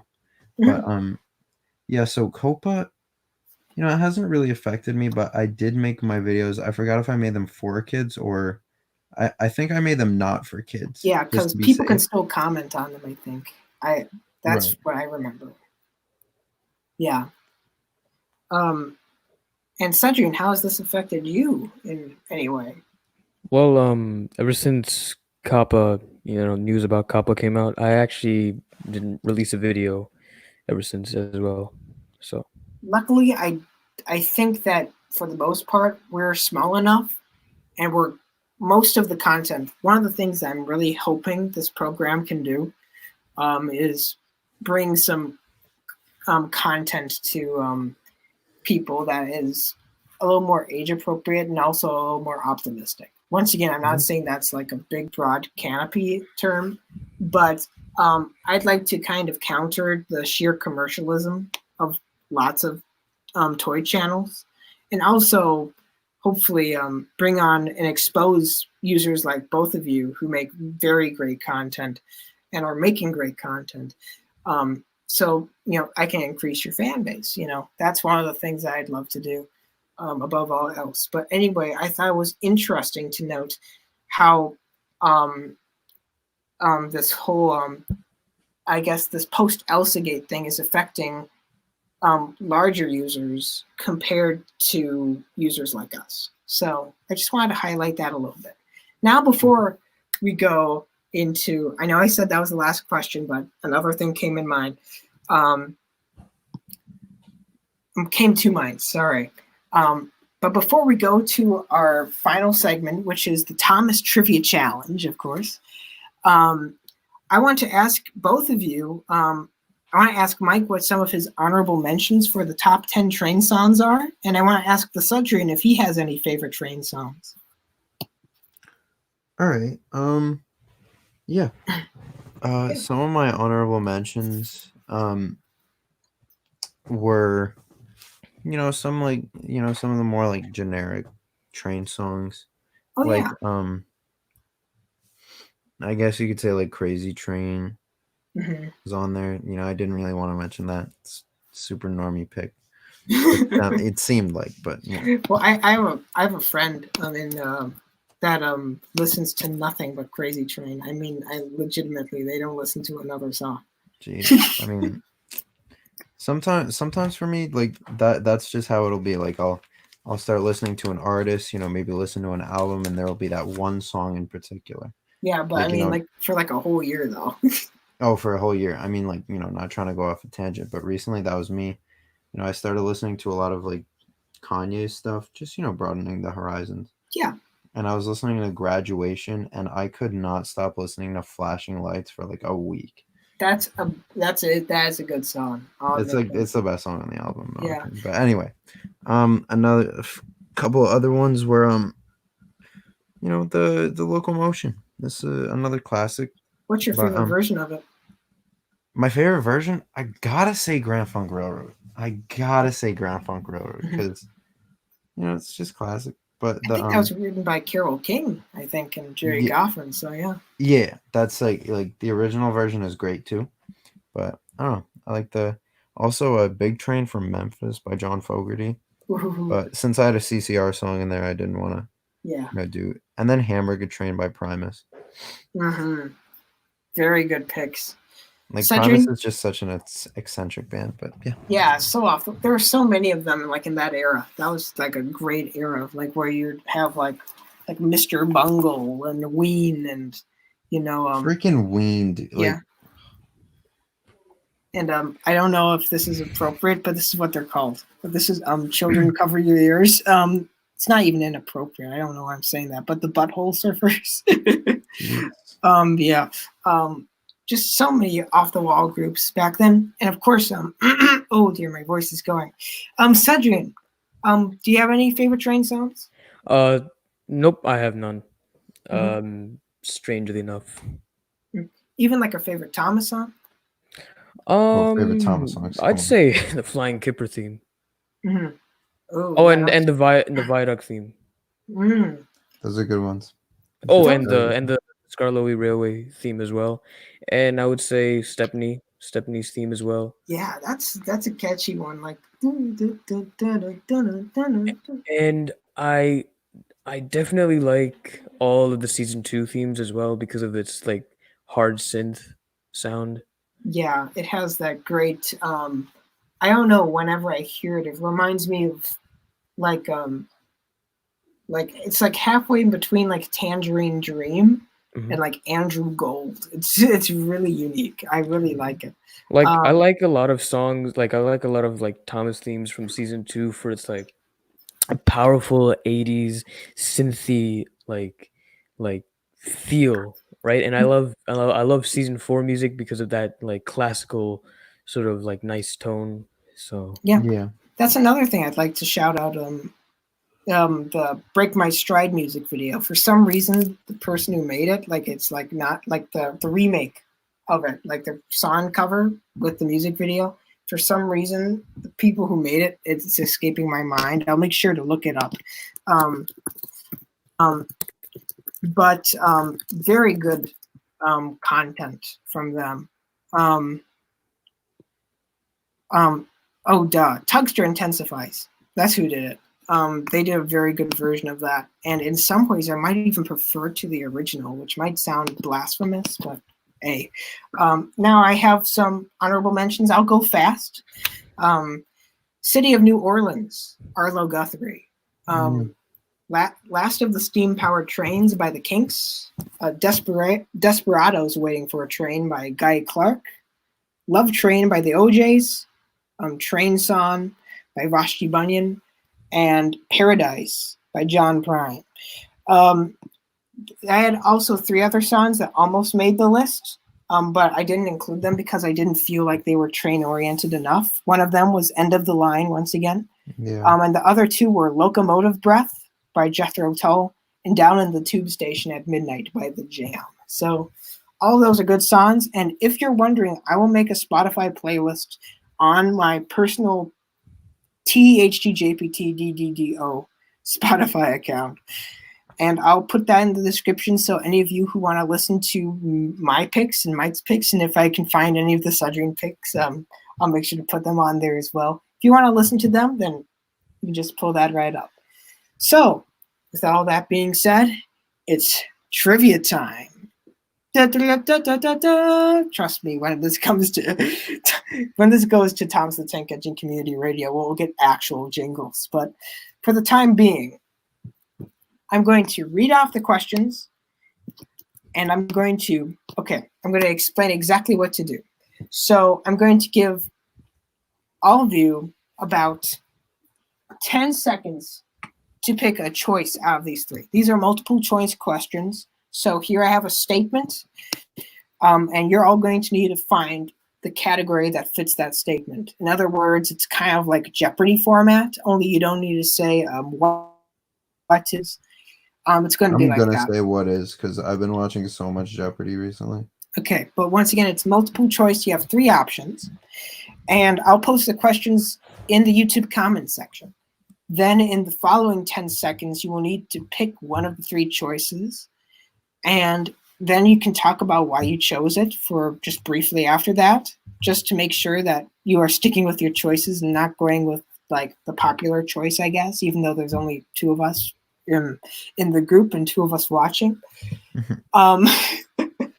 But I'm just keeping the format consistent. So anyway, I'll just time it for 10 seconds, and then whoever gets the point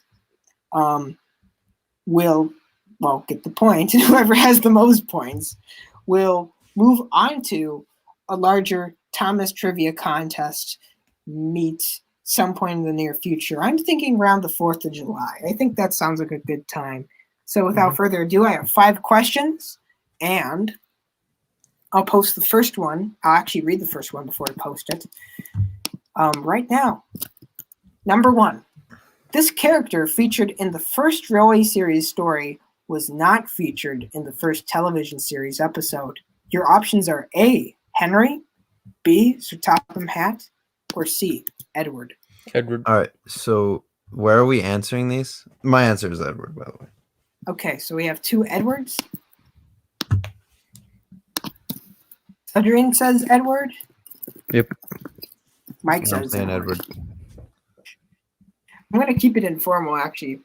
I'm once again, one of the reasons why this is not on the community radio channel is because I don't know what I'm doing yet. So, but anyway, so Mike says Edwards, Sudrian says Edward, and both of them are correct. You get the first point. Congratulations.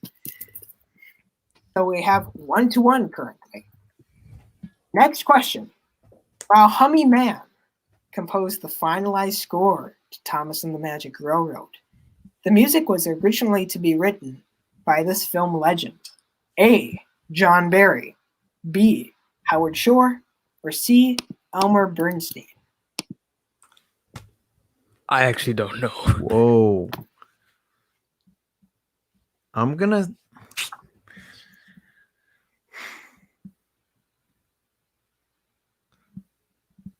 I'm gonna throw a guess out there. I'm gonna say A, John Barry. Sudrian, you have 5 seconds. Yeah, I'll say A as well. You both got it. Wow. Nice. Maybe I should go back to like the post, like in the private chat thing, maybe, because maybe that'll make it less likely for us to choose the same answers. Number 3. Sorry about that. That's fine. That's fine. This is exciting. Number 3. This railway series story is referenced in Thomas and the Royal Engine, despite it never being adapted to television. Your 15 seconds starts now. Oh no, I didn't read the options. I'm an idiot. A, High Speed Gordon. B, Gordon Goes Foreign. Or C, Thomas and the Rail Tour. Your time starts now. A. I'm gonna say C. Are you sure? Yes, I'm locking it in on Thomas and the Rail Tour. The answer is B. I mean, yeah, no, that's like, if there's any one like railway series story that wasn't adapted to TV that gets referenced the most by far, it's gotta be Gordon Goes Foreign. Yeah. Like, because they're always talking about Euston and Paddington and King's Cross and Yeah. wow. Yeah. They always say mainland. So we're still tied. We both got but in a different way than expected. You didn't both get it right. You both got wrong in different ways. So this is very interesting. I'm gonna rub it in your face if that's okay, because I have an audience of 2 people. Okay, number 4. David Mitton began his lengthy working career in television on this 1960s science fiction program. A, Doctor Who. B, Freewheelers. C, Thunderbirds. Thunderbirds. I'm gonna say C, Thunderbirds. I would have said my other guess would have been freaking Twilight Zone, but Both of you are right. that sounds about right. Yeah. That's always a coincidence. We get the right answers. Yeah. all the David time. Mitton really liked like exploding things. You know, he just liked blowing things up. So it doesn't surprise me. Yeah, that just he like worked on just like in Thunderbirds. munitions. Oh yeah. I was about to say. Or season 5. Yeah, season 5. Yeah, definitely. See, you know, the funny thing is that season 5 is more cinematic than Thomas and the Magic Railroad for some reason. I know that might sound weird because, of course, one seems like a movie. You know, one has the obvious like cinematic like glaze over it, but but season 5 actually has like the more cinematic stories. You know, Right. It's weird, but anyway. Yeah, I can definitely see that. Final question. This song was featured on the VHS release of Cranky Bugs and Other Thomas Stories. Your options are A, Toby, B, Donald's Duck, or C, Night Train. C. Night Train. I'm going C. Night Train. Okay, final choices? Mm-hmm. Yep. Dang it. It's a tie. You both got it right. Congratulations. What? I guess we're both going on to the championship round then. No. You're wrong. You're wrong. Okay. So this is where I decide to go on to the Thomas the Tank Engine Wiki. I didn't tell you about this, but I was prepared for this. Okay. I was prepared for this because right now you can't pull up. This is the rule. I can't see what you're doing, but I can hear you typing. So if I can hear you typing, you get disqualified. Well, what if I use my phone? I'm just joking. Okay. I'm joking. But, turn my Um, phone to the side. I'm actually gonna use my brain on this one. but anyway, right here, you're both going to need to choose which. I mean, you could. I'm sorry, my throat's getting really dry right about now. Too much information, I know. But both of you are going to be tasked with picking characters that were featured within an episode of Thomas the Tank Engine. Mm-hmm. You're going to be alternating, and you're going to be needing to be saying what characters appeared in which episode. The first one who gets a choice wrong is disqualified.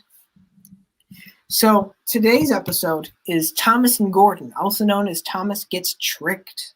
This is the first episode of the series, and I mentioned this earlier, so you should at least get about, I think, 3 of them right. But after that, you're on your own. We're going to start with Mike because that's a punishment for him being on longer. So during this time, you just need to name one character that appeared on Thomas and Gordon. But after that character is mentioned, nobody else can mention it again. So, Mike, what's your choice for a character? I'm going to get the obvious out of the way and say James. James is in Thomas and Gordon. Sudrian?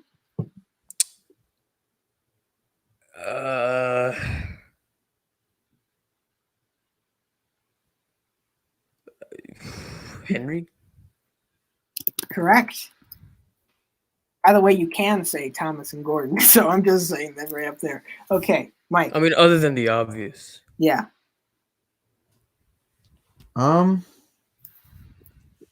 I'm gonna go with Sir Topham Hatt. Sir Topham Hatt does appear in Thomas and Gordon.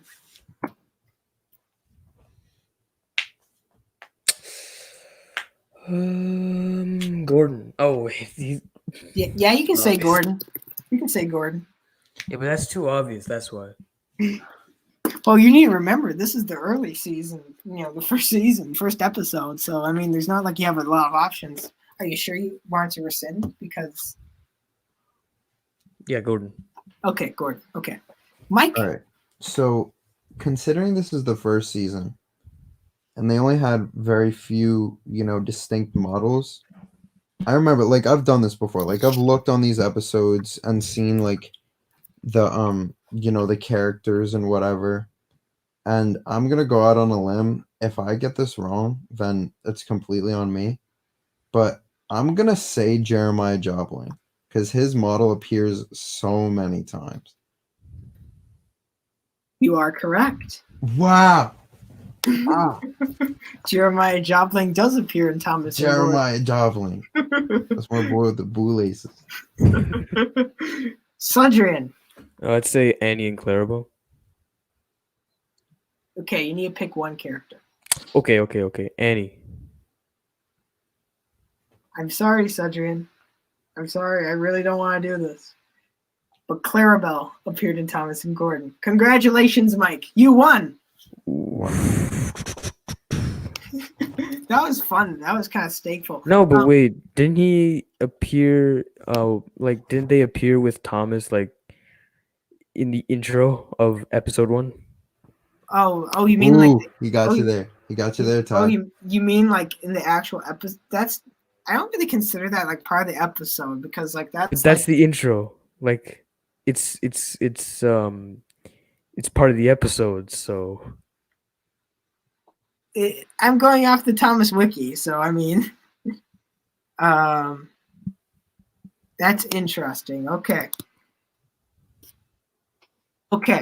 Here's the deal. Okay. This is getting really intriguing. Okay. So, Sudrian. Yeah. I changed my mind. You can save yourself. But okay. But the thing that you need to do is that you need to pick another character. It can't be Annie and Clarabelle. It can't be Thomas. It can't be a character from the intro. It needs to be another character. Percy. From the episode. Percy does not appear in Thomas and Gordon. I'm afraid. I'm sorry. I'm sorry. I hate this part. But anyway, congratulations, Mike and Sudrian. You can be up for it again once you make another appearance on this. By the way, I want to say, both of you, thank you for being on the program. I really mean that. And I'm going to try to get you both on at some point on the actual Thomas the Tank Engine Community Radio, just so I can make it up to you guys for being on my pathetic little channel. So, no problem. No, it's fine. Yeah, dude. I hope this has been fun. A lot of fun. Yeah, it was an honor, actually. And thank you for being my guinea pigs, I guess. In the future, I will create more than 5 questions. Even though the end was kind of fun. I might do that, actually. But with all that being said, do you have any plugs? Plugs? Like things you want to plug, like Twitter account or YouTube account or just content? you Yeah, wanna see? mine is at the Dawn of Sodor, capital T, capital D, capital O, capital S. Make sure to follow him on Twitter then. I already do once again, so make sure to. And Mike follows him now as well. Yep. So, Mike, do you have any plugs? Plugs? Yeah. I mean, if you feel so inclined to, you could follow me on Twitter. It's MikeMike123 _. The M's are capital. Wait, And can I plug my YouTube? Oh, sure. yeah, go ahead. So my YouTube account is called The Sudrian, capital T and capital S, and there's a space between the and Sudrian. Mhm. And it's the one with the very dramatic Thomas sketch thing Mhm. Which looks as very as good. as my profile. Yeah, looks great. And a couple other channels that I want to plug, just because they're good friends of mine. As I said earlier, I mentioned that I've been doing some work with TWR Bev 14. Suggest you check out his episodes. He's been pumping them out pretty frequently, honestly. Like he's been pretty consistent with the uploads. Also, my very, very, very good friend, Roman's TWR Empire, he does some fantastic stuff on his channel. And Master of Lemons, Mhm. Lemmy, go give Lemmy some love. He's been doing some incredible things with the cardboard. A lot of incredible things. Yeah. Like those model tugs. He recently made a blue nose model, which is just incredible. Very All the work impressive. he's doing, give him as much love as you can, because his stuff is incredible, honestly. Yeah. I would once again recommend all of you who are watching this video to go check out sodorNWRsteam's The Sad Story of Henry 1953 remake, as well as Tugster Intensify's version of Break My Stride. I'd recommend you check out both of those. To kind of piggyback off of what Mike said, I would also like to recommend Thomas Top Tens, which just recently finished on Thomas the Tank Engine Community Radio. It's a great program. You're gonna miss it. Yeah, they did their last episode just about I think it was earlier this week. I don't know, all the days are blurring together. That's kind of a common thing I've heard. But make sure to go and look at all those videos. And that's kind of what inspired me to do my top 10 lists, only I decided to expand it from 5 per person to 10 per person because, well, just because, to be honest. But anyway, make sure to follow Community Radio once again to see future episodes of Late and Live with Taj Mahal. I will be changing my Twitter profile to match that new name. We will be back on, I believe, next Monday, which falls on June 1st, I believe. Let me see. Yep, June 1st. We'll be on the Thomas the Tank Engine Community Radio. If you want to be on the show, make sure to send me a direct message, either on my personal account or on the Late and Live Twitter account, which I will be changing from Monday Night Live, effective immediately after this live stream.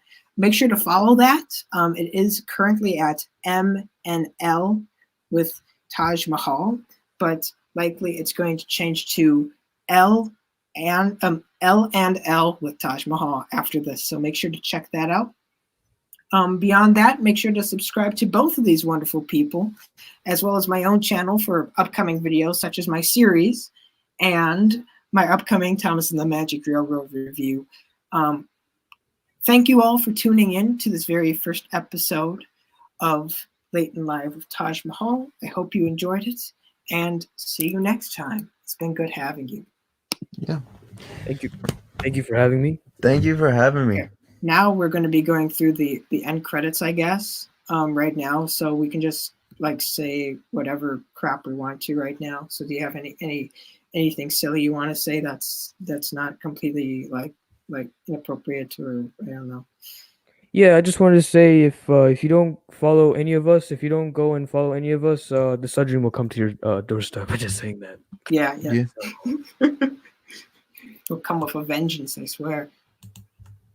Literally all of that. He's a scary person. Scary.